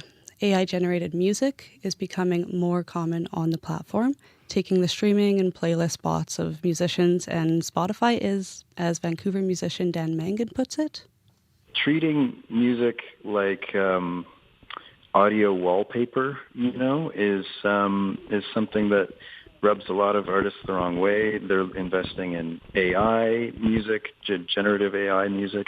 And for a long time, they've done this practice where they've essentially realized that they could pay less royalties if they acquired huge catalogs of sort of like mood music and pay out a smaller royalty rate than they would for normal, licensed music. And in doing so, prioritized that what they called perfect fit content, and deprioritized, real artists. So for those real artists, as Mangan puts it, it also comes down to money. An ongoing criticism from artists and even consumers is artist compensation. Yeah, we've heard that for a long time, that artists aren't getting compensated properly has been one of the concerns. I love what he said there, just the turn of phrase is staying with me, I should say, rather, where he said treating music like audio wallpaper. Audio wallpaper. Yeah, it's quite a phrase. So let's get to the money. How much are artists getting paid then? That payout? It's an estimated 0.003 cents to 0.005 cents per stream. That's one listen. So that means 10,000 streams of a song would earn you between, $30 to $50. So I spoke with a few different artists to find out how much they actually make from Spotify. We'll go back to Ed DeRoche from Winnipeg band Apollo Suns. Their 2023 album Departures was released through a record label. The record has approximately 700,000 streams, and it made around $1,800 from 1 year of streams on Spotify. Now, someone might hear that and think, well, that's a pretty big paycheck, But Ed spent about $40,000 to make that record. And then we go to Dan Mangan, who we just heard from. He says this year has been a pretty good fiscal year because it's an album release year. He put out his record Natural Light in May. He shared he's made around $3,500 per month off that album. Now, again, you might think, big amount, but that streaming income doesn't always go straight into the pockets of those artists. I think often people forget that a career in music means that you're running a business. And when you get to a certain level in your career, there's a whole team operating that business. Artist management, music licensors, distributors, and the label that represents you. So depending on the size of your business, those royalties are often getting quite the split. So they're spreading them around to make everything work. Exactly, yeah. So Dan Mangan has some big criticisms of Spotify, but his music is still on the platform. When I asked him about, if he was thinking about taking his music off, he said he would have to convince the label who makes the final call. So I went to a local label, co-owner of Odd Doll Records. I wanted to hear what she had to say, so I'll let Claire Boning explain. I think it would depend on what other goals the artist has at the moment. With knowing that Spotify is one of those platforms that people look to for metrics, it would be really hard to pass on to a different streaming platform when a lot of industry people don't look at other ones like Tidal or Apple Music. Sometimes they do, but Spotify is still number one. So if the artist was really adamant about taking their music off of Spotify, I think we would listen to them, but we'd have to really think about how else we can measure those metrics and make them more visible to the public and to the industry stakeholders. So with the right label and the right strategy, it's not an impossible task. It may be not impossible, but yet, what keeps musicians on the platform? So it seems like Spotify has become a bit of an industry standard, and especially when it comes to being discovered. When I asked Claire about what keeps people on Spotify, this is what she had to say. It's not something that we would actually miss if an artist decided to leave Spotify because the revenue just isn't there for any of us. But something that makes it a little bit more complicated is that it is often the first place people look who are part of grant organizations, people who are running festivals, and people who are just looking to hire your artist. So essentially, even though it doesn't pay much to have your music streaming on the platform, it pays to have it available. So artists aren't shy about the concept of playing for exposure. And I think it's kind of a modern example of that. It's what Dan Mangan calls the lure of exposure that I mentioned. You know, it's less than it's ever been on the platform, but it is still there. And a lot of artists are struggling with this sort of like constant, you're trying to sort of lead with your heart and lead with your ethical code and do things in a way that feels good. And you're also trying to, have a career in music, which is an impossibly hard task to do. What did Spotify have to say about the musicians' criticisms and concerns that you've been reporting today? So I reached out to Spotify, and a spokesperson told me in an emailed statement, quote, Spotify will continue to be the place where artists can find an audience and build a career, and independent artists are earning more from our platform than any other streaming service. In 2024, independent artists generated approximately half of the record $10 billion Spotify paid out to right shareholders. Unquote. So how do you see musicians' relationships with Spotify changing in the coming year, given what you've been saying? I think the conversations on the ethics of streamings will be ongoing, but honestly, I didn't get a simple answer from anyone in the music industry that I spoke to. A few Manitoba artists I heard from were planning to take their music off of Spotify in the new year, and well, the new year is here. But aside from just making noise on the subject, there was a different direction and hope that I heard from most people that I spoke with. The return to analog media and enjoying music the old school way. Apollo Sun's Ed DeRoche says to decrease dependence on Spotify, he wants to see people out at shows, buying a physical copy of the record that you can hold in your hands and take home and spin, or even just buying merch that you can wear to promote the music that you love. Dan Mangan said that his form of protest is talking about it so much in hopes that the idea of pulling your music off of Spotify wouldn't be so much of a big deal. But as musicians are speaking up about their concerns to Spotify, Oddball Records' Claire Boning says it's a bit of a tough ask to get people to move away from streaming on the platform. I don't really see much of an alternative. I think a lot of the general population has been pretty spoiled with having all this music at their fingertips for a small amount of money each month. And I think it's going to be hard to try and convince people to spend a lot more money on physical albums. All right, May. Well, thank you for coming in with your report. Thanks so much, Marcy. That is a CBC's May McKillop, and in fact, she was in studio last week with her special report, which you might have guessed because she's behind the controls of the show today. But if you want to read more about this, you can check online later today. Welcome to the Lilith Fair. In the late 90s, a groundbreaking all-female music festival emerged, led by Canadian artist Sarah McLachlan. Promoter said, you can't put two women on the same bill. People won't come. And it put a huge fire under my butt to prove them wrong. Representation for women in rock music wasn't there. And worse, you're being pitted against each other. Lilith became a freight train. Catch the documentary that chronicles a pivotal moment in music culture. Watch Lilith Fair, Building a Mystery, for free on CBC Gem. 7:24 a.m. That fog is really affecting downtown Winnipeg now on the overhead cams. Foggy and misty morning, but the actual fog advisory extends through southeastern, southwestern Manitoba and up through Riding Mountain. So that's going to dissipate later this morning. Freezing drizzle along with it could cause problems. It's -8 in Winnipeg right now, so we begin a mild first full week back after the holiday break. It is school day number 5, by the way. Well, it is time to talk morning sports, and Scott Reguera makes his triumphant return. Good morning. Good morning. Happy New Year to you. Happy New Year. I thought I'd start with something happy before we all change our tone here. Before it changes very quickly, yeah. Oh, right. man. History repeats itself for Canada at the World Juniors.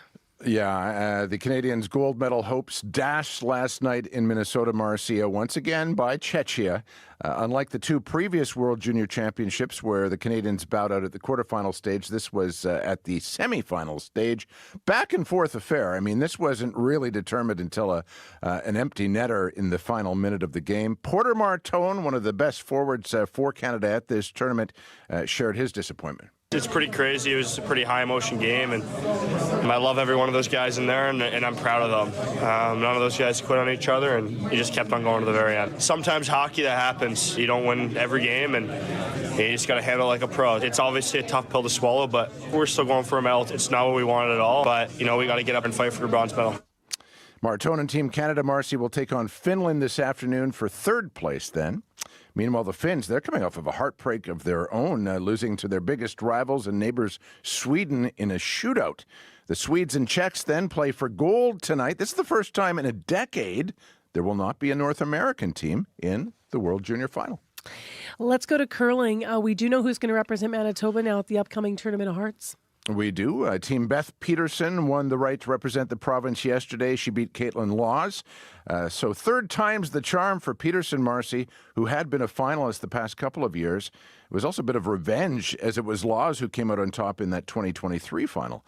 This will be Peterson's second trip to the Nationals, having finished in fifth place at the Scotties back in 2021. And despite losing, there is still a chance that Caitlin Laws goes to the Scotties as well, with Gimli's Carrie Anderson being named to Team Canada for the event. It opens up a wild card spot, and Laws is in position to get that spot based on her ranking.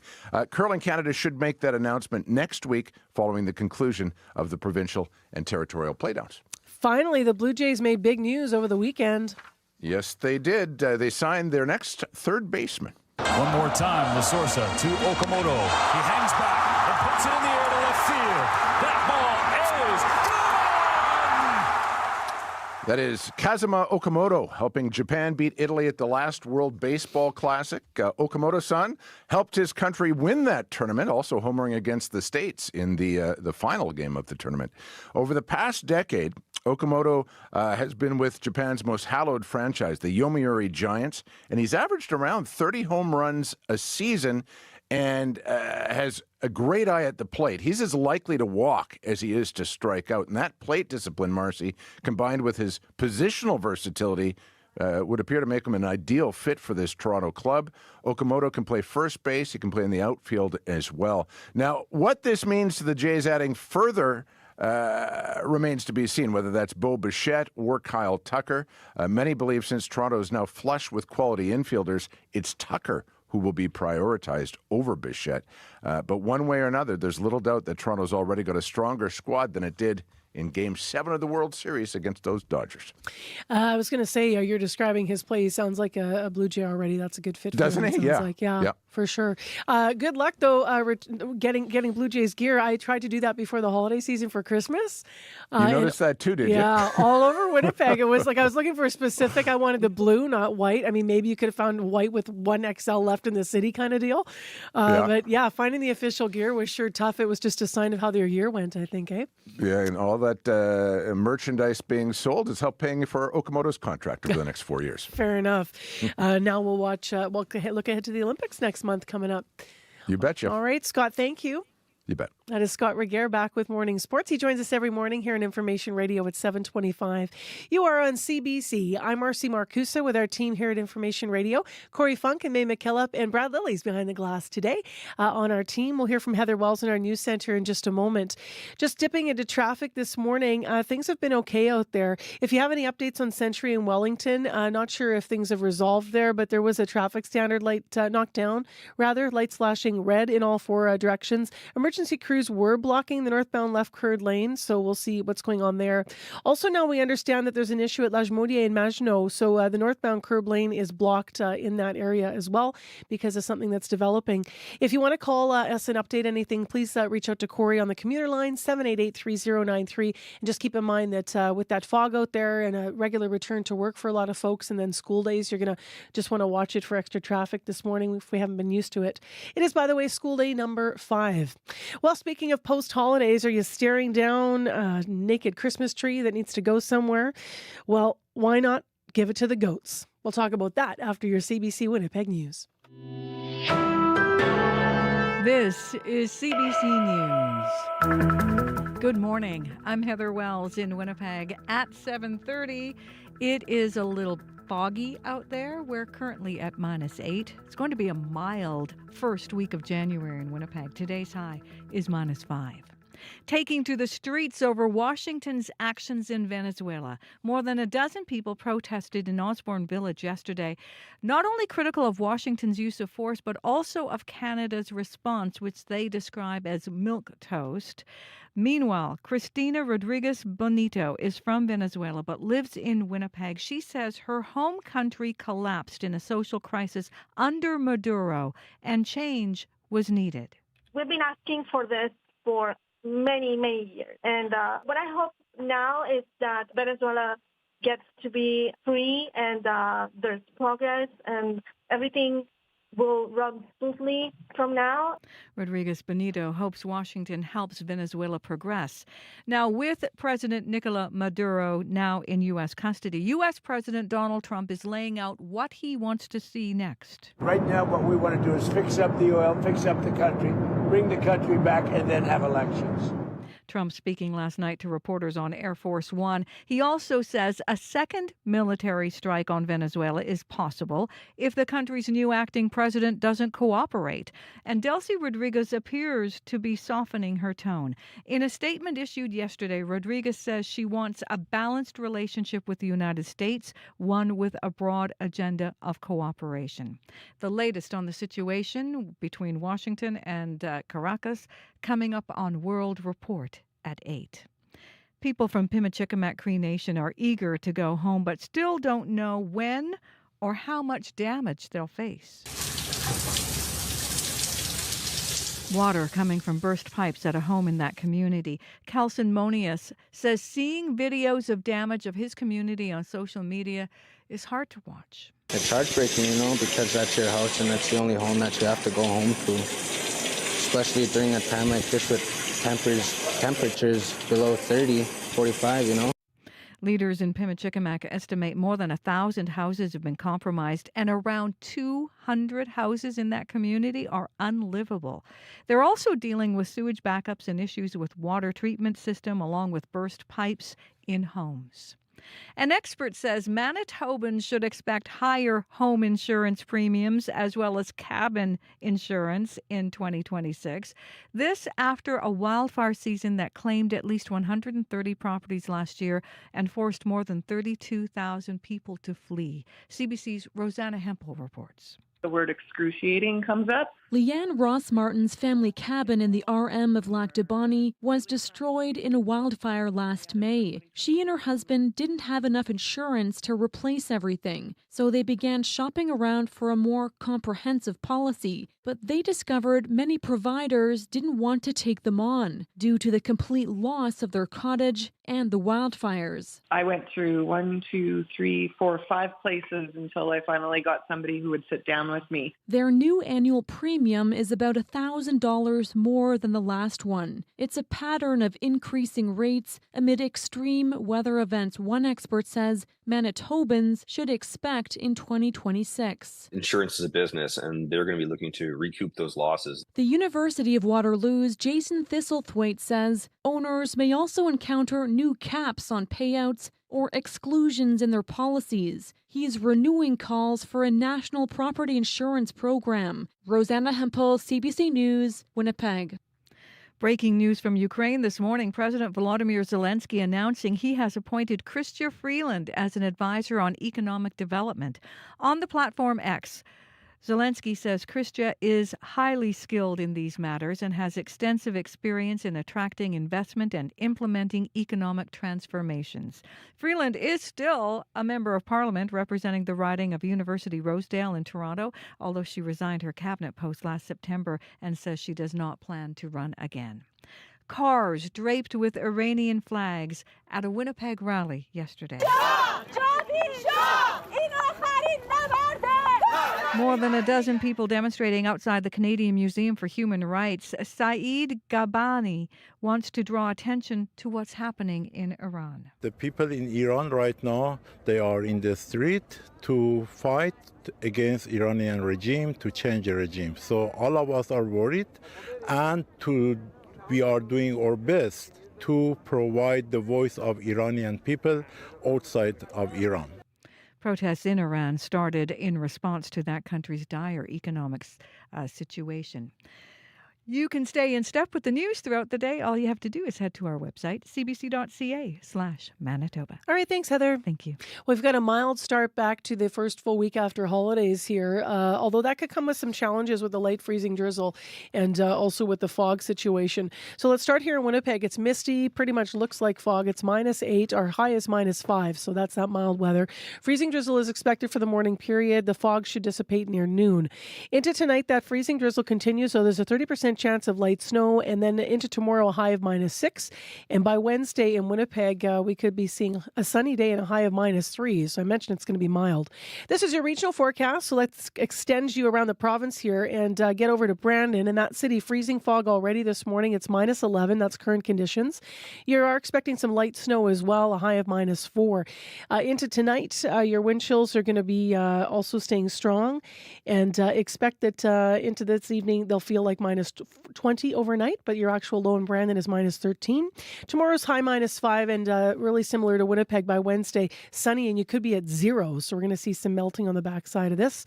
And then in Thompson, cloudy right now. It's -22 degrees.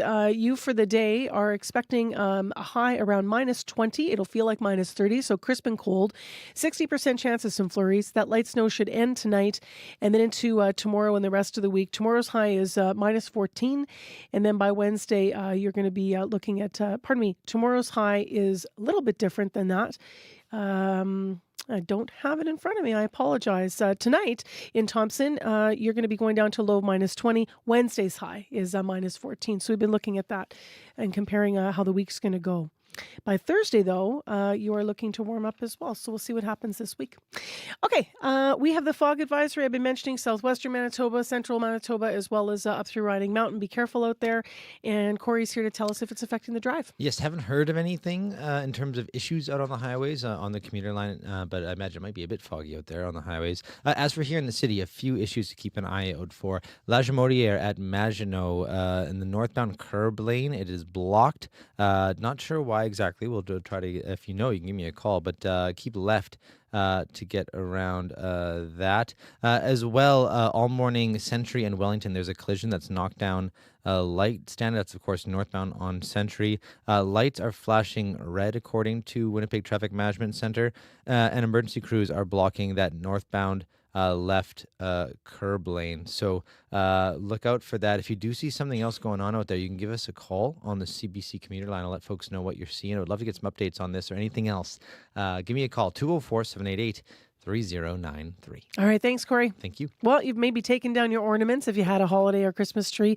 Maybe you're about to, though, sometime this week, and then you'll wonder what to do with the naked tree left behind. Let's talk to Aurora Farm. They'd be happy to get their hooves on it, or maybe their residents would be happy. Every year, the farm collects and recycles discarded evergreen trees. They feed them to the goats as a sustainable snack. And Ainsley Kerchak is with us, Aurora Farm's general manager, this morning via Zoom. Good morning. Good morning. Describe your background to those, your Zoom background. I know that radio listeners can't see it, but it's amazing. Yeah, I couldn't go out with the goats today, so I just added a picture from last year of a nice sunny day when they were chowing down on a tree. So this is a couple of our milking goats. They're so cute there. They look pretty happy. Why do they like to eat these? And do they eat all of it? They do. Well, pretty much all of it. So goats naturally like to eat kind of grass or like thicker trees, leaves, things like that. So having some fresh green evergreen needles in the middle of winter is a wonderful treat for them. And they'll also eat the bark off the tree as well. Now, I don't recall, because I know that you and I we spoke last year for sure about this as well. What are the benefits actually to their health that the evergreens provide? And is it all types of evergreens? Yeah, other than being like a great nutrient boost, it's also a bit of a natural dewormer, so it can help protect them against parasites. And all trees will be, if people are listening and they're wondering if the long needle ones will work, or do you have any advice there? Yeah, they actually prefer the long needle ones because they're a bit more rare. So we get a lot of trees, so they are a little spoiled. But sometimes having a variety of trees between pine and fir trees makes them more excited. And will they eat them, Ainsley, when they're just still, if you give the tree now, it might still be green. But if the tree's a bit drier, if it's just the bark, like what are you looking for when it comes to donations? I mean, the greener the better, but if it's turned a little brown, we'll still see if they want it. And nothing will go to waste on our farm, like any tree skeletons left behind. We're going to wood chip and use in our gardens in the spring. Do they all eat the tree in a different way, or is there sort of a method to the madness? Yeah, they're all a little different. And my favorite thing that some of them do is they also use it as a scratching post. So they'll go up and stick their horns in between the branches and just start headbutting it. How quickly did the trees get used up? Like how much of a tree does a goat eat? The first couple trees, like we have a couple different pastures. 10 goats and one of them ate one in about a day. So as they get a bit more, they get a little less excited. So it'll take them a couple days, but it doesn't take them long at all, especially the first couple special ones. How do you see you mentioned excitement, so I wonder, what does it look like? How do the goats react when they're given these trees? They start to recognize them, so they'll all run over to the fence. So I have to gently move them out of the way. And then when we put a tree in, they just swarm it from all sides. It's really exciting to see. If somebody wants to bring the tree then and help out to your little goat chippers, what should they know about transport, or what do they need to know about drop-off? Drop off ideally on Saturday or Sunday between 11 and 4. That's when our store on site is open as well. Please take it out of a bag if you're transporting it in a bag, if you don't mind. And other than that, some people are worried about if like the tree has been painted or anything like that. Usually we can tell, so don't worry too much. And also the goats know. So they get so many trees. If the tree isn't very good, they're just not going to eat it. Got it. So Saturdays and Sundays solely for drop-off, or are you taking anything during the week as well? We prefer weekend if possible, but if you really need to come midweek, we'll figure something out. You can give us a call, send us an email or something like that. Okay. And what number should people use? Do you have it on hand? Or should you just check? 204. Yep. Oh, sorry. No, go ahead. 204-261-6279. Great. Aside from trees, are you accepting other seasonal items that might make a nice treat for some animals at the farm, out of curiosity? Right now we accept trees, but after Halloween every year, we also accept pumpkins that have been carved. Our chickens love it. The goats love them. Also, a little bit less than the trees, but everyone loves the pumpkins. And also, if you're trimming branches any time of year, our goats love any sort of like cedar branches, any sort of branches. They love eating the leaves. Good advice. Thank you very much for being with us this morning. Appreciate it. Awesome. Thank you. A timely interview with Ainsley Kerchak, the general manager of Aurora Farm. So you can drop off your real evergreen trees, preferably Saturday and Sunday between 11 and 4. If you do need to go during the week, you could call ahead as a courtesy, because they prefer weekends, as you heard. 204-261-6279. 204-261-6279. Aurora Farm is located on Waverly Street out in St. Norbert. Do you suffer from television option-itis? Are you paralyzed by too much choice? You're not alone. 1 in 3 people spend up to 30 minutes choosing what to watch.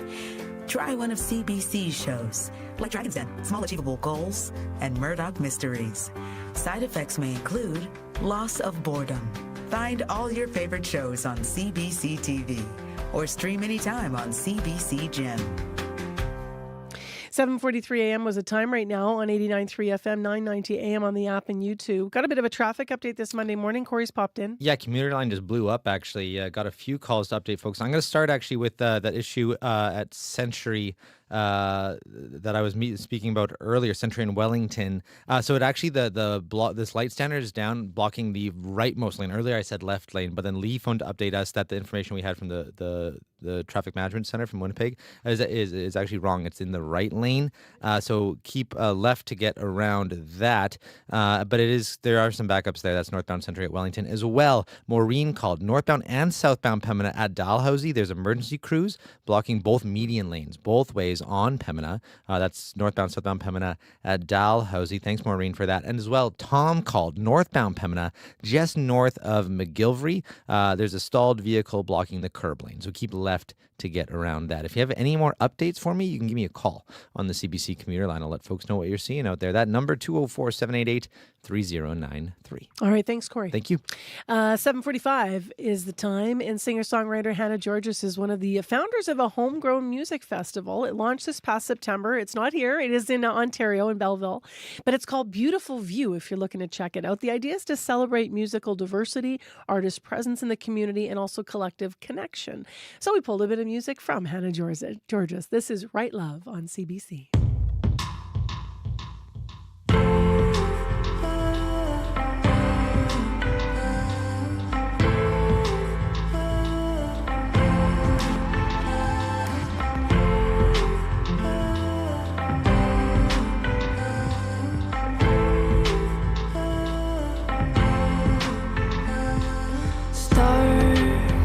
tears of every kind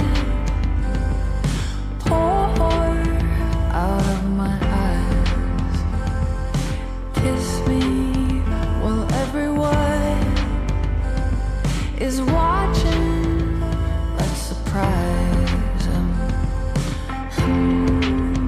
It's been a while since I felt this kind of loving. But you make every part of my body go off and buzzing. Oh, you show me that. Can you bring me the right love, the right love.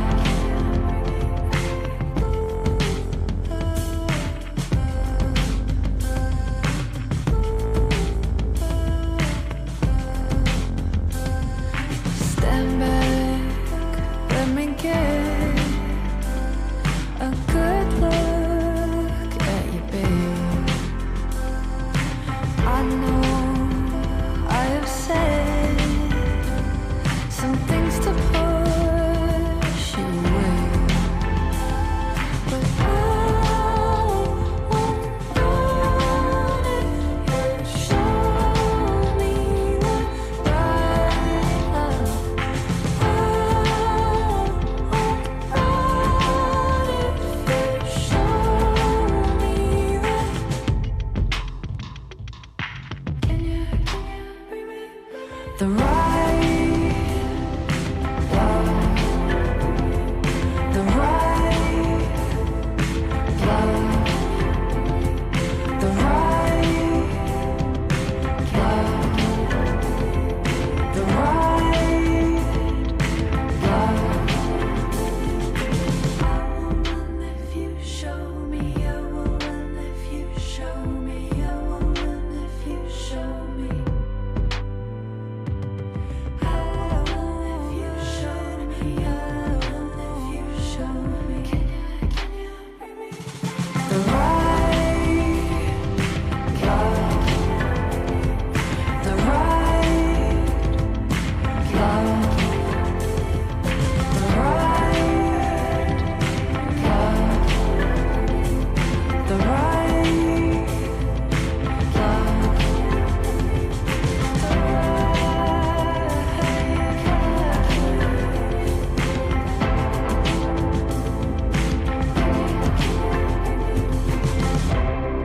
Hannah Georges and Right Love on 89.3 FM, 990 AM, and on that app and YouTube. Jan Arden, legendary singer-songwriter, captivates her audience in a legendary venue. Welcome to Massey Hall. Jan Arden, with an evening of original hit songs and some of her favorite pop covers from her latest album, Mixtape.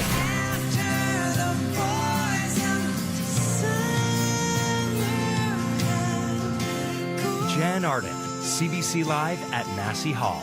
Watch free on CBC Gem. Thank you. Great Scott! Back to the Future is one of the most loved films in all of pop culture. But 40 years ago, it was rejected 40 times. It can't be done, can it? From being told it would never work to building a billion-dollar franchise. You want to be rich, don't you? You're going to make me rich? Rejecting Back to the Future. From the creators of Under the Influence comes We Regret to Inform You. Wednesday morning at 11:30, 3:30 p.m. in Newfoundland. And on the CBC Listen app. Well, let that be motivating into the new year. 40 times. I've never heard that story. So Wednesday, we can all tune in. Still ahead on the show this morning, we've heard a bit of this in the news, but we're going to hear much more after 8 as we have a look at the local reaction to what happened in Venezuela over the weekend.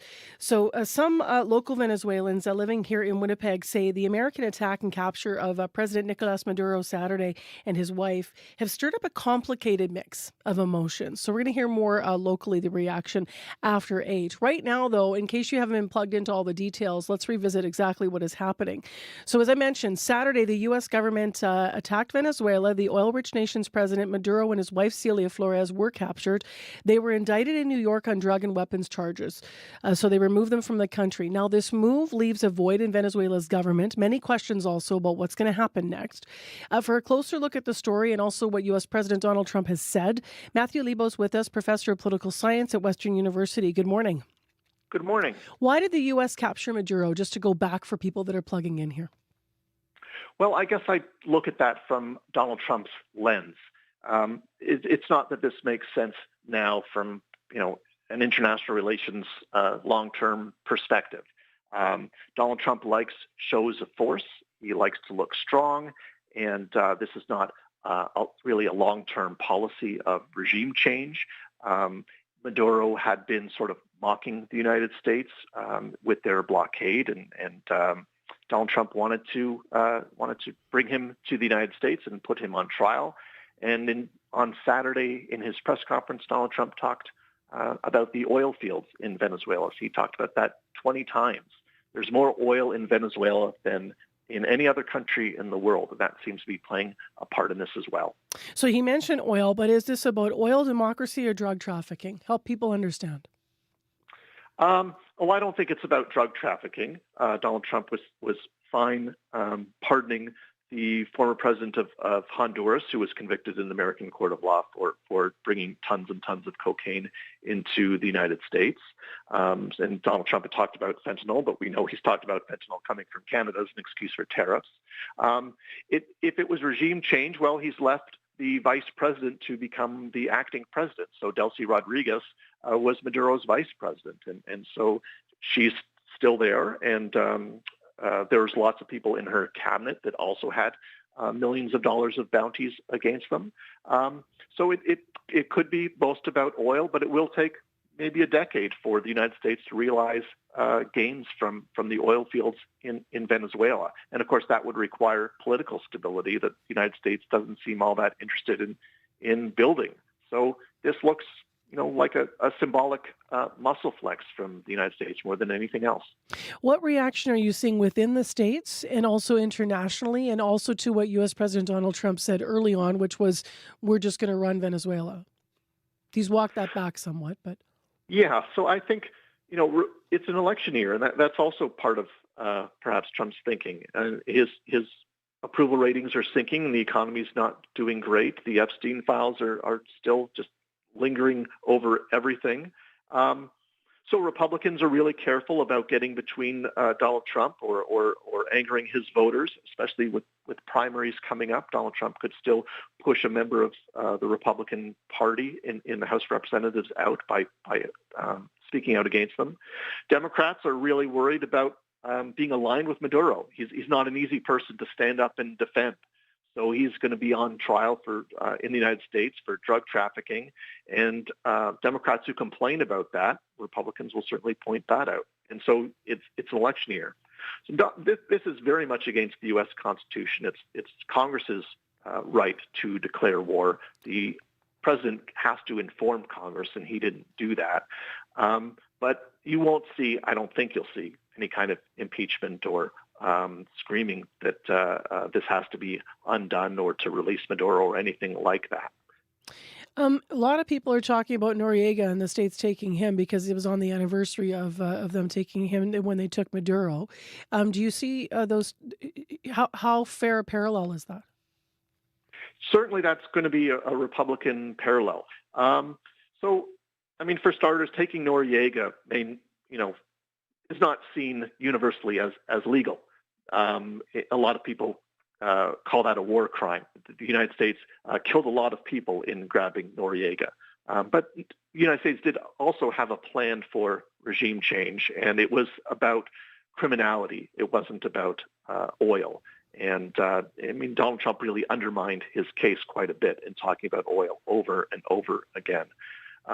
So that's that will be a parallel that will be talked about a lot, but I'm not sure how accurate it is. Why is the plan for regime change? I just want to stay there for a moment because you've highlighted this a couple times in the conversation. Can you explain to listeners why that's critical? Sort of if there is seemingly there's a lack of a plan. Well, Donald Trump says he wants to run Venezuela, but there aren't any troops there. There's no interim government that's being helped by the United States. It's just sort of a naval blockade and tweets and pressure to do what they want. There is a former there's opposition leaders, and Maria Machado was received the Nobel Peace Prize last year, and there was an election in 2024 where the United States recognized the opposition as having won that. But the United States is not saying that that's the proper government of Venezuela now and helping that party take power and establish itself and establish stability. They're just making the vice president of who they say is an illegal regime into the president and hoping that things go better. And so that's just not there's no process to get from where they are today to any kind of more stable democratic regime. And last, what kind of signal does Trump's move send, particularly to countries like Russia and China? So Donald Trump's foreign policy, like much of his domestic policy, just seems to be, well, who can stop me? And if nobody's stopping him from doing this now, then Vladimir Putin and China can take the same message. It's incredibly destabilizing to have big, powerful countries just have these small invasions and kidnap presidents from other countries, whether they're criminals or not. So Vladimir Putin talks about Zelensky also as a criminal and as a criminal regime, and certainly that this helps him get away with that kind of language and perhaps target other countries as well. Thank you very much for your time and analysis. You're welcome. That is Matthew Lebo with us live. He's a professor of political science at Western University. So we have more on the latest developments coming up here at 8 o'clock on World Report. And then, as I mentioned, we're going to hear more local reaction to these incredible events that transpired throughout the weekend. It is 3 minutes to 8 now. Let's dip into local headlines. First, though, Heather Wells joins us. Good morning. Good morning. And yes, more than a dozen people protested in Osborne Village yesterday, not only critical of Washington's use of force in Venezuela, but also of Canada's response, which they describe as milquetoast. Meanwhile, Cristina Rodriguez Bonito is from Venezuela but lives in Winnipeg, and she says her home country collapsed in social crisis under Maduro and change was needed. More than a dozen people were demonstrating outside the Canadian Museum for Human Rights yesterday. Saeed Gavambi wants to draw attention to what's happening in Iran. Protests in that country started in response to Iran's dire economic situation. We'll hear the latest Manitoba news coming up at 8:30. Thank you, Heather. Thank you. In the forecast, mist and fog -8. Winnipeg is heading for a high of -5. There is a fog advisory for southwestern Manitoba, central, and up through Minnedosa. So with that freezing drizzle and all that with that fog out there could cause problems in traffic. I have no idea if that's what's contributing, what's going on, but here's the list so far in Winnipeg. Century and Wellington, down Light Sander, blocking the curb lane. Stay left, it's blocking right. Expect delays. Northbound, southbound, Pembina and Dalhousie, now emergency vehicles blocking the median lanes there. And then we just heard from Virginia. Poor visibility on Highway 7 as soon as you pass Jefferson if you're heading out of the city. And then it gets really bad from all the fog, she said. And CJ says freezing drizzles making Chief Peguis Trail really slippery. So in and around the city, it's going to be slick. It's going to be challenges with the mist and fog with your visibility. And then that's the same on many of the highways as well. Although most of the calls right now that we're getting are coming from within Winnipeg. And of course, it's going to get busy out there. Back to work, back to school. School Day 5, call us if you need. 788-3093 is the commuter line. Well, it is complicated. And the quote that I have is that the capture of Maduro on Saturday has stirred up a, quote, complicated mix of emotions, from worry to hopefulness for the future. We're going to hear more from Venezuelans in Winnipeg. Today on Q. 60 years and one intense legal battle later, Burton Cummings and Randy Bachman of the Guess Who have finally won back the rights to their name. To celebrate, the two Canadian legends are getting the band back together. Burton and Randy drop by the studio to share their story. No sugar tonight in my coffee. No sugar tonight in my tea. Q. Q, this morning at 10:30 in Newfoundland, and on the CBC Listen app, or wherever you get your podcasts. The CBC News is next. Coming up in half an hour, it's The Current with Matt Galloway. Not a lot of people ever make it to the North Pole. Dr. Joe McGinnis went one step further and dove underneath it. Dr. Joe McGinnis on a lifetime underwater, exploring places rarely seen by humans, and why he dedicated his life to the ocean. Coming up on The Current. This is World Report. Good morning. I'm Marcia Young. Venezuela's acting president, Delcy Rodriguez, is changing her tune. Venezuela reafirma su vocación de paz y de convivencia pacífica. Nuestro país. In a statement read out on Venezuelan television, Rodriguez is offering to collaborate with the Trump administration. She's a key ally of ousted President Nicolas Maduro. And after he was captured, Rodriguez said Venezuela would never be a U.S. colony. But now she has been the target of some harsh words from the U.S. president. Let's bring in Willie Lowry from our Washington bureau. Willie, Trump spoke at length to reporters last night about his vision of Venezuela. What did he say? President Donald Trump has been unequivocal. The U.S. is in control of Venezuela. Here's what he told reporters aboard Air Force One. Don't ask me who's in charge, because I'll give you an answer and it'll be very controversial. What does that mean? It means we're in charge. Trump was clear. He expects Venezuela's Delcy Rodriguez to fall in line and work with Washington. The consequences, he said, if she doesn't, would be worse than what befell Nicolas Maduro. And his attention isn't solely on Venezuela. He said Cuba was ready to fall, and he mulled military action in Colombia. Colombia is very sick, too, run by a sick man who likes making cocaine and selling it to the United States. And he's not going to be doing it very long, let me tell you. Trump also said Mexico needed to take charge of its borders and do a better job of cracking down on illegal drugs. He said the U.S. would be willing to help out if necessary. Nicolas Maduro has arrived at federal court in New York. What are you watching for there? His appearance will be extraordinary, but what actually transpires is expected to be entirely perfunctory. Maduro and his wife will hear the charges against them. They'll be asked if they have legal representation. Bail is likely out of the question. Maduro faces a slew of charges, including narco-terrorism conspiracy, cocaine importation conspiracy, and possession of weapons. The U.S. alleges that Maduro used his position of power to facilitate the transportation of thousands of pounds of cocaine into the U.S. over a very long period of time. Thank you, Willie. My pleasure. Willie Lowry reporting from Washington. Ukraine's president says he is appointing Chrystia Freeland as an economic development advisor. Freeland is currently a sitting Liberal MP, but left cabinet last September. Freeland is of Ukrainian descent and has long condemned Russia's war. The CBC's Janice McGregor is in Ottawa. And Janice, how can you work for two governments at the same time? This is very curious, Marcia. Just yesterday, Canada's ambassador in Kyiv was posting on social media about how important it was for Mark Carney to have appointed Freeland as his special representative for the reconstruction of Ukraine to advance Canada's security, trade, and investment interests. But now this morning, we have this announcement from the Ukrainian president announcing Freeland will be his special advisor on economic development. Volodymyr Zelensky writing of her extensive experience attracting investment and implementing economic transformations. Canada is in ongoing talks with Ukraine over billions of dollars worth of support, military procurement, government financing loans, ongoing international efforts to use the proceeds of seized Russian assets to rebuild Ukraine, a push that Freeland started back in 2022 but has recently stalled. But just because two countries are allies doesn't mean their interests always perfectly align. So it's very unclear how Freeland can sit on both sides of this table without being in a fundamental conflict of interest. Freeland is still an MP. How is she going to continue to represent her riding?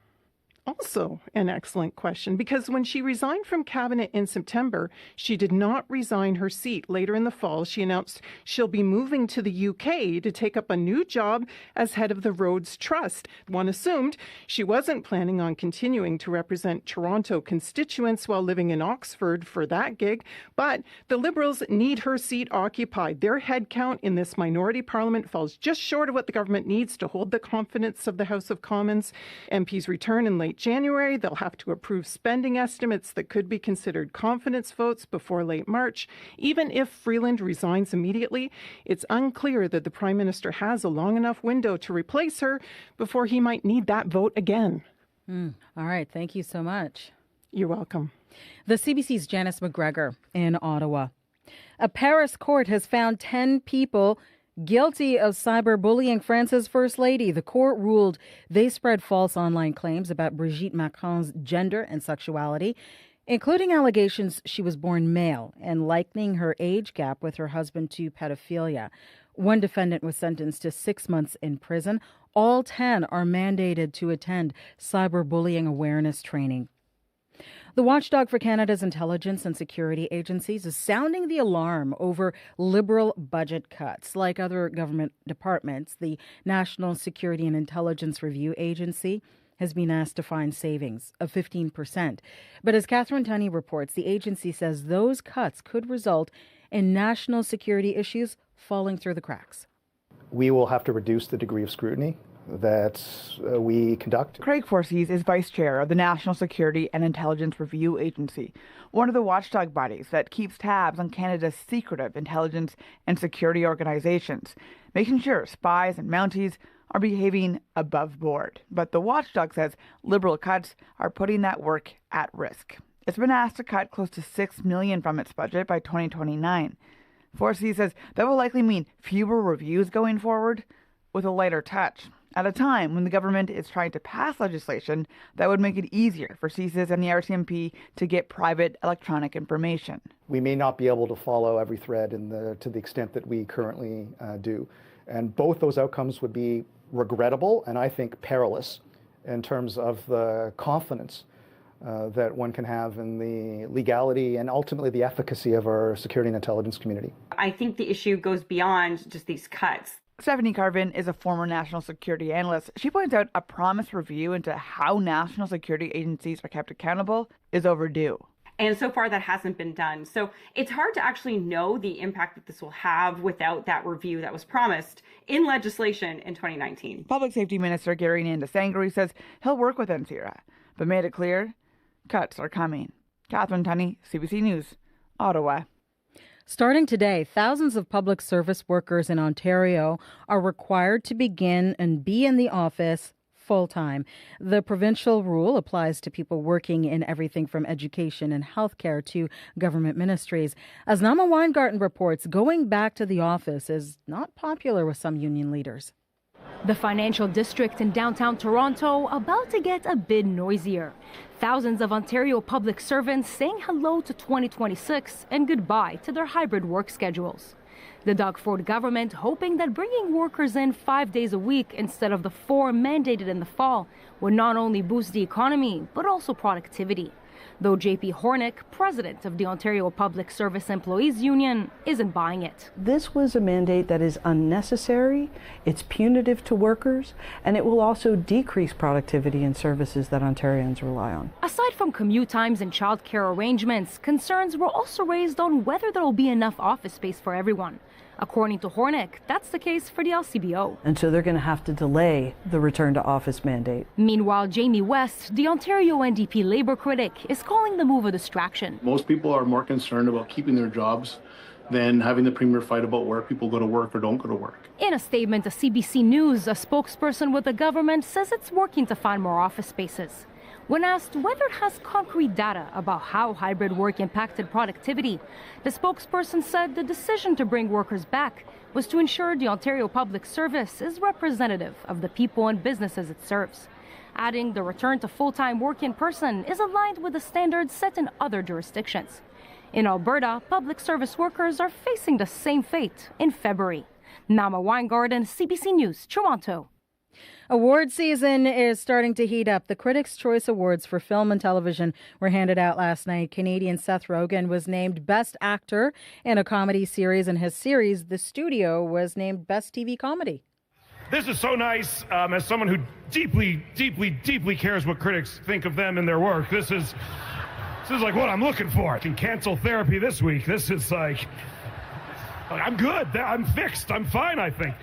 The Critics' Choice Awards are presented by a group of more than 500 broadcast journalists. And this year, they might signal who could be the big winners at next week's Golden Globes. That is the latest national and international news from World Report. News anytime at cbcnews.ca. I'm Marcia Young.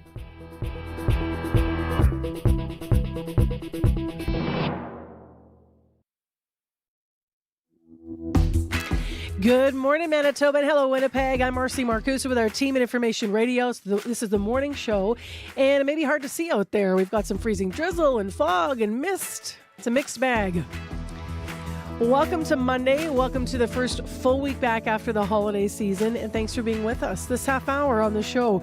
Some Venezuelans living here in Winnipeg say the American attack and capture of the president and his wife Saturday have stirred up a complicated mix of emotions, from worry to hopefulness for the future. CBC spoke to a brother and sister over the weekend. We're going to hear more about what they have to say about the way forward. Also to something completely different, there might be some little ones in class today singing this. Baby beluga in the deep blue sea. I can still sing every word to that tune. I don't know about you. Maybe that's why children's singer-songwriter Raffi was promoted to the Order of Canada. We're going to hear more reaction coming up.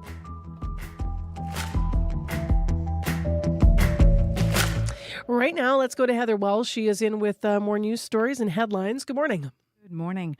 Well, people from Pimachikamak Cree Nation are eager to go home, but still don't know how much damage they face. Kelson Monius says it's heartbreaking to see videos of damage to his community on social media. Leaders in Pimachikamak estimate more than 1,000 houses have been compromised and around 200 are now unlivable.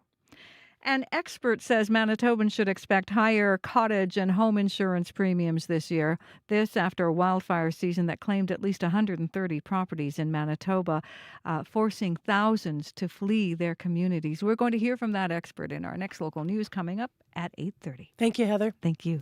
So, Corey Frank, you have little one. Do they still into Raffi? You still sing some Baby Beluga at home? We do every night, actually. Do you? Yeah, so I've got a 1-year-old, and we have the little Raffi book, actually, so I sing it to every night. And now, actually, to the point where because we walk a lot down to Arctic Alley where there's lots of beluga things, and she calls belugas baby. She goes, baby. Oh, so cute. So sweet. When I was a kid, like seriously, like pretty much 1981, like kid, little kindergarten, I had to make a paper mache baby beluga on like a stick. Oh, cute. We were all crouched down and put it up, holding it above like a fake sea. And so sweet. Such a time song. When something like that stands the test of time with kids, there's a talent, such a talent in that. Oh, yeah. And then, we actually had Raffi on the air a couple of years ago. There was a Cree cover that a school did of Baby Beluga. Oh, I forgot that. And we had Raffi come on to react, and he was so lovely and so kind. We should re-air that at we some should point. re-air that, yeah. Yeah.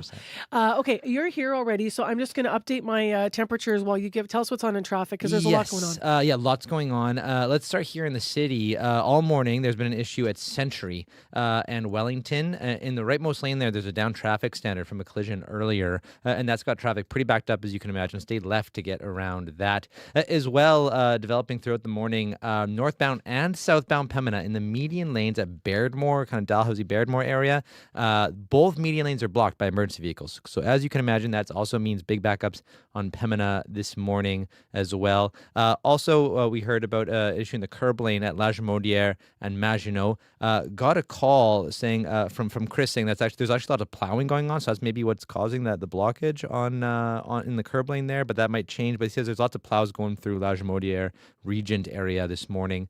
Might be slow going. Let's also take a look. Chief Pegwas heard very, very very slippery from CJ on Chief Peguis Trail this morning from that freezing rain.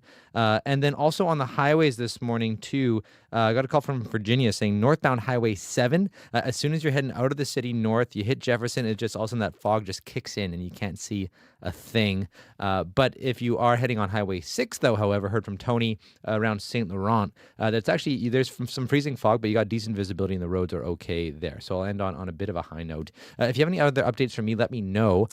Go ahead, Mars. Oh, no, I was just going to reflect that we got stuck in St. Laurent. Remember last year when the fog rolled in? Yes, we did. Yeah. It comes in quick, especially, I guess, I wonder if the lake has anything to do with that as well. But this morning, okay there. Anyway. Yeah, okay as well. So, if you give me a call if you have any updates on this. And also a reminder, I tell myself this, now it's the holiday season over, but it's also now river season, I call it. So if you're out there, if you take the river trail to get to work, if you take any kind of frozen body or snow trail, give us a call on the CBC commuter line as well. I would love to hear from you because a lot more things actually open up for you in the winter time. Give us a call, 204-788-3093. So Corey went first. I'm just going to dip into briefly our forecast here. We do have an official fog advisory, yellow level. This is around south central Manitoba, southeast, southwest as well. Though Steinbach, we're talking through the area of Morden Winkler, also up around Treeherne, down around Treeherne rather, in Killarney, and then up around Russell and Riding Mountain. So freezing drizzle combined with visibility issues. You already heard what that's causing out there, problems. It is -8 in Winnipeg. Boy, it's going to be mild. -5 is the actual daytime high. And then by Wednesday, we could see temperatures, especially in Brandon, around 0. So it's going to be a mild first week back.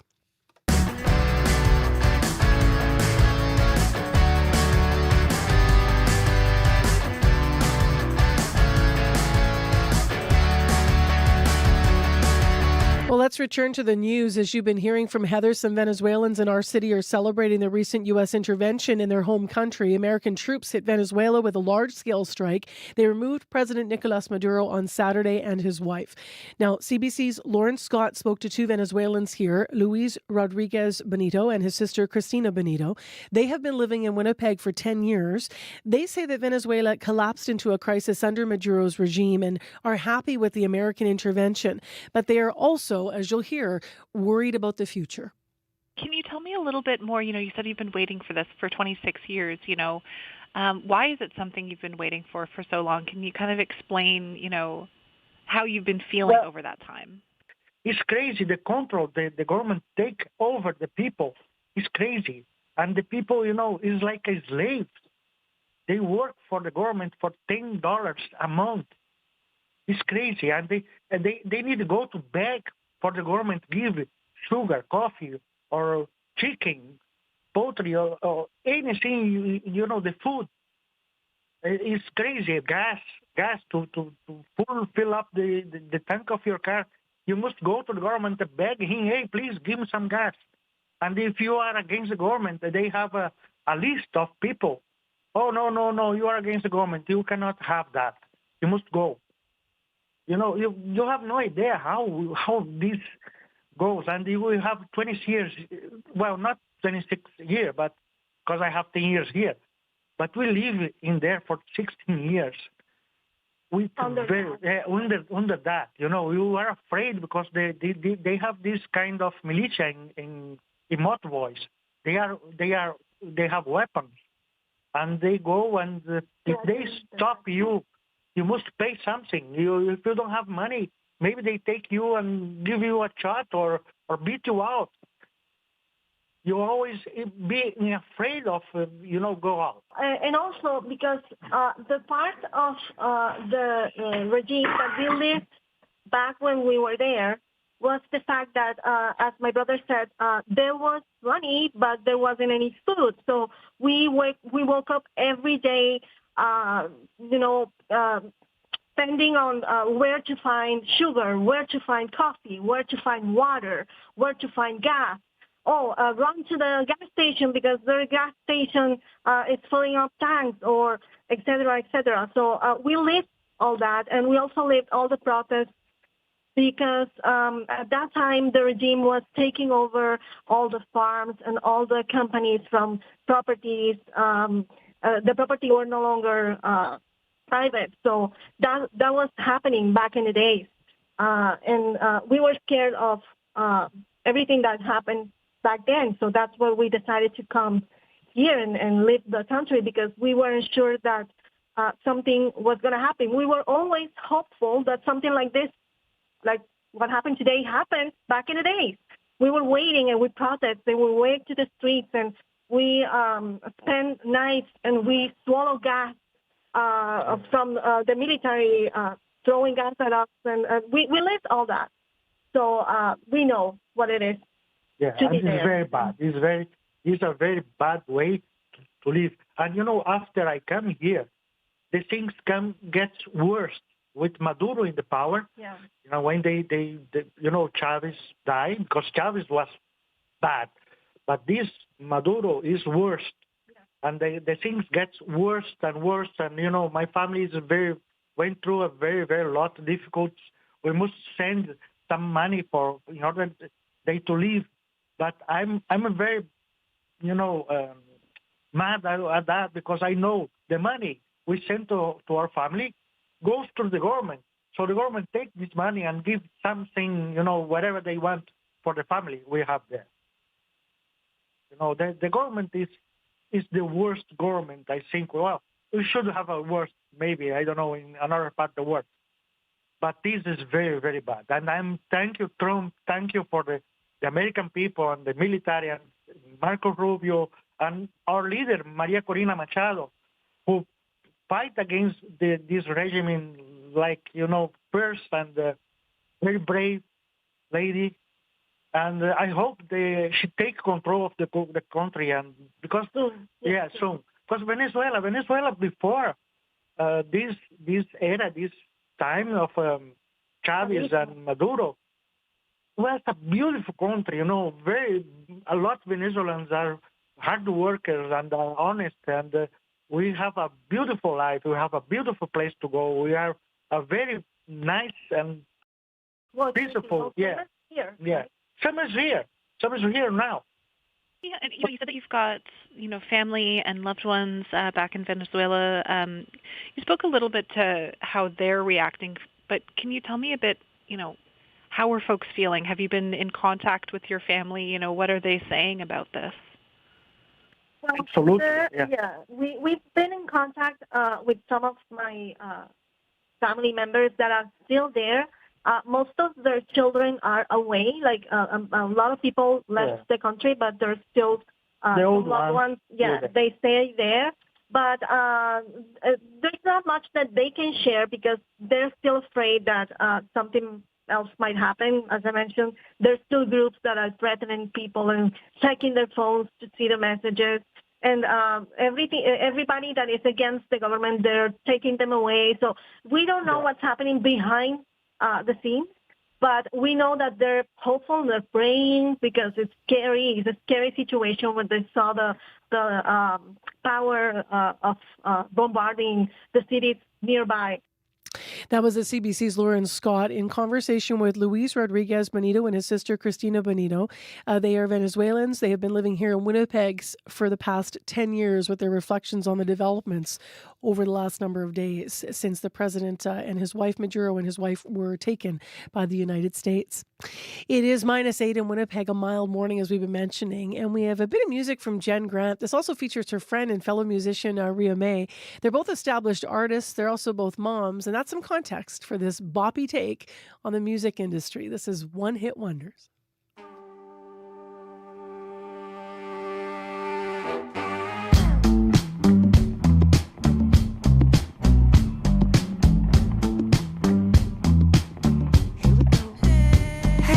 Ladies and gentlemen, theys and thems, let me whisper in your ear once more. You don't gotta have attitude, you gotta show your gratitude, no matter what the doctor ordered. Keep your head up in the sky, eye on the prize, someday you're gonna be free. Catch a ride with me in my brand new secondhand black 2017.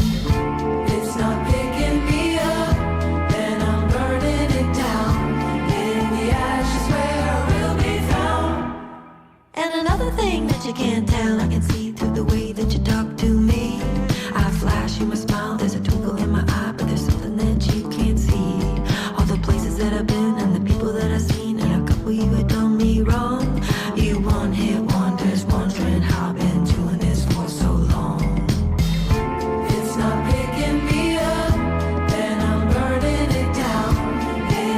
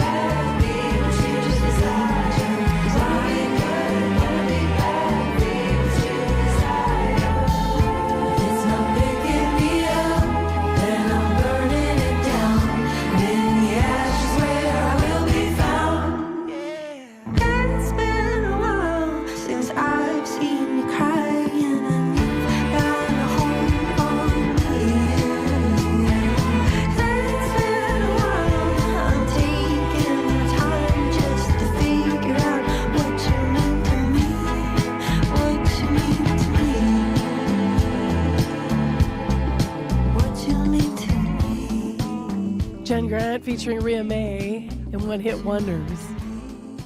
It's fun, eh? Well, let's go to a story next that's the opposite of a one-hit wonder. Beloved children's entertainer Raffi has been given his flowers, as the kids like to say. Governor General Mary Simon promoted Raffi to the highest level, a companion of the Order of Canada, over the holidays, for both his music and his charitable work championing the rights and the well-being of children. And the CBC's Dave Mercer asked people to share their favorite reflections and if they could sing some of his songs.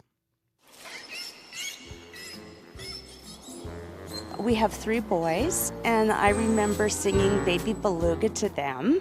Baby beluga in the deep blue sea, swim so wild and you swim so free. I think we even had a CD of this at one stage of the game. So, it was, you could put it on and everybody could listen to it, and it was got you going. And we all sang together in the car. Is the water warm? Is your mama home with you so happy? Way down yonder where... Well, of course, Raffi was very important back in the 1980s, 90s. My kids were little. We still had vinyl records. We had 3 or 4 Raffi records. We happened to live in Victoria for a year, and that particular time, Raffi came and played a concert at one of the theaters there. So we brought the kids. Of course, all the kids were screaming. The parents were smiling. And Raffi was really important because you got to sing. Singing is good for the soul, and it connects people.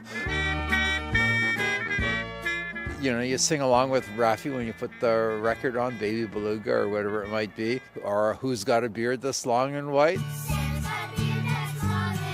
Who comes along on a special night? Who comes around on a special night? A beard that's white, special night, must be Santa. All of those, I think my kids still would be able to sing along. And Raffi's really important, of course, because he was Canadian. That made a difference too. He was one of us, like Leonard Cohen or Sarah McLachlan or whatever. So that made him all the more special. No, those are great memories. We probably still have some Raffi albums at home. Oh, well, I remember his music very well. My children are of the age that they grew up with the Raffi CDs, I guess they were in those days, listening to them in the car and at home, and they loved them. And then I taught kindergarten for quite a while, and those children, 5-year-olds, they were of the age they loved Raffi music. We often used to play it, and I know the grandchildren have listened to it in the car too. So it's lasted through several generations. He was similar to like Mr. Dress Up, but kind of the hippie granola version of Mr. Dress Up, I would say. Looked like he lived on Vancouver Island. I think he does. These women just told me that he lives on Salt Spring Island. on the way to Vancouver. He is total Salt Spring Island children's singer. Salt Spring Island, yes. Oh yeah, I actually do remember having a Raffi cassette. Yes, I do. Yes. Banana phone? Banana phone. Oh! Was that Raffi? Was that Raffi? Ring, ring, ring, banana phone?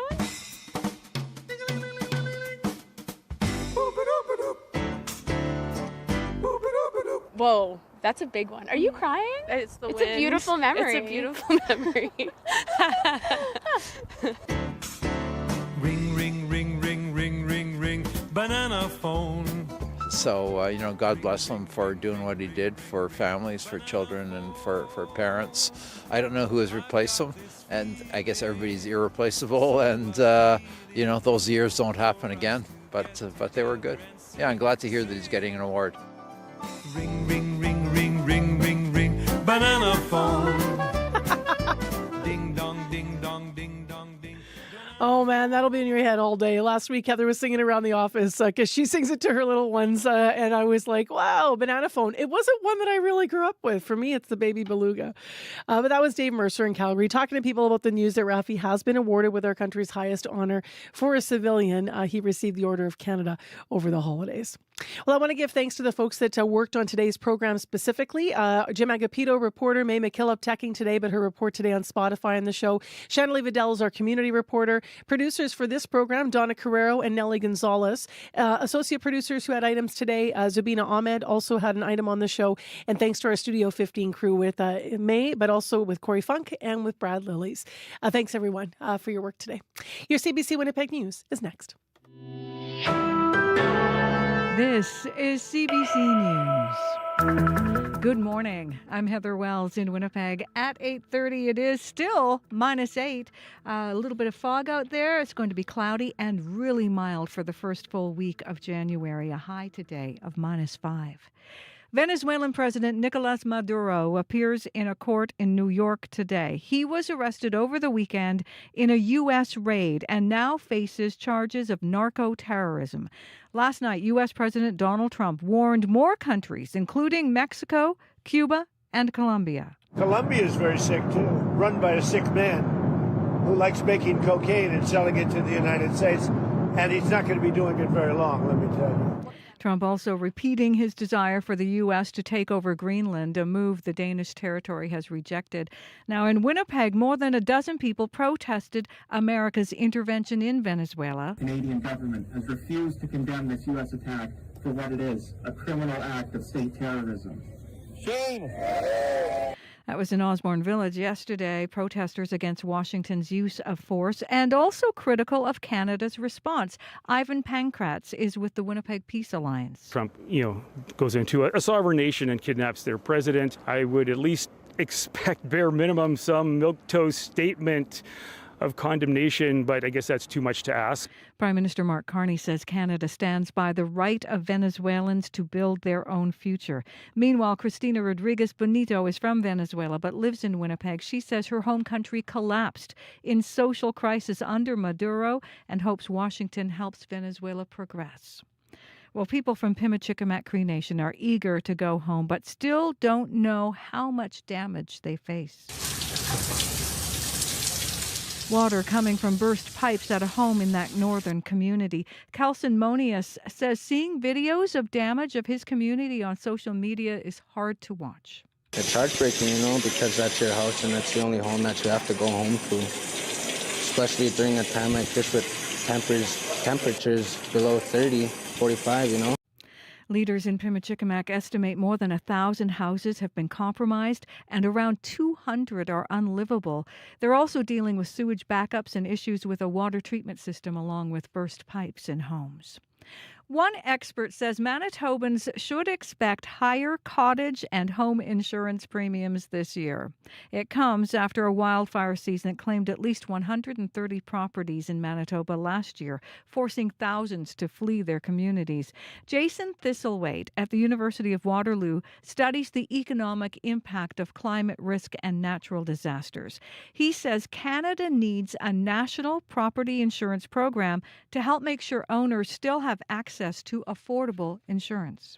Most other countries have something like this. The United States has one for flooding. There are multi-peril coverages in places like New Zealand, Spain, Germany. Because they offset some of the risk with these high-risk homes, means that insurance rates across the country go down.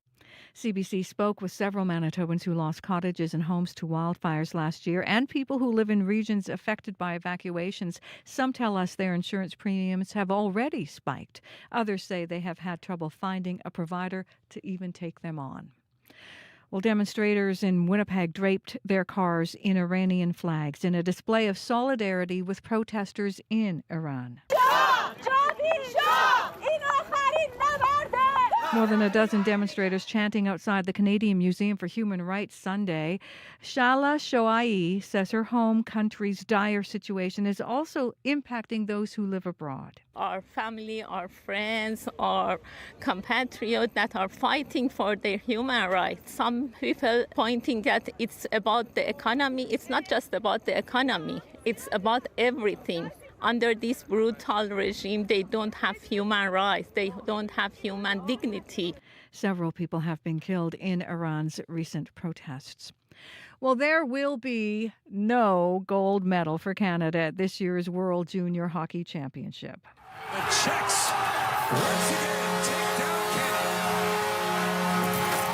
In Minnesota last night, the Czech Republic beating Canada 6-4. The Czechs will now go on to play Sweden tonight in the gold medal game, and Canada will play Finland for the bronze this afternoon. You can find more news updated throughout the day. All you have to do is head to cbc.ca/Manitoba. Thank you, Heather. Thank you. Heather Wells, a big thanks to her from our news department this morning, as well as to Joni Nicolo out there and Megan Ketchison. All right, a final look at our traffic situation, because really in weather, all I have to say is a mild week. -8 as we leave you in Winnipeg, -11 in Brandon, -23 in Thompson, and fog. Still, it's going to last, fog and freezing drizzle into late morning here on the highways and in Winnipeg, with the advisory through the southeastern and south central up through Riding Mountain. Traffic, though, there's been a lot. Yes, northbound Century at Wellington in the right curb lane there's been a down traffic standard. That's causing some pretty big backups. Keep left to get around that. And those lights have been flashing red all morning. As well, heard from Larry, northbound La Jamaudière, there's been plows kind of slow rolling their way, clearing the street, and that's been causing some pretty big backups. He says he was going southbound, so he saw it happen. It was backed up all the way from Regent from Springfield. So heads up there, very slow going on northbound La Jamaudière. But the good news is, Pembina, there was medians lanes closed on northbound, southbound at Bairdmore, but that has now been cleared. But overall, lookup might be slick in the city with some of this freezing rain as well. You might be feeling the pinch financially after the holidays. That's the call-in today. Yes, maybe you're opening your credit card statement for the first time and thinking, woo. Well, we've got some help for you. We're going to have someone on Radio Noon today at 12:30 to talk about how to, maybe get your financials in order for the new year to keep things tighter, and you can spend things, have money to spend on things that you want to spend on. So Corey is hosting Radio Noon all week long, and I'll let you get to it, Corey. No rest for the wicked. Yep, on it. Corey always has the best lunches, so he's about to fill our newsroom with some wonderful smells, I'm sure, before he gets on Noon. But Radio Noon, of course, between noon and 1 with guest host Corey Funk, and thank you for listening this morning. I'm Marcy Marcusa. Take care, be well, everyone, and we will be back again tomorrow with another edition of InfoRad. The Current's coming up next.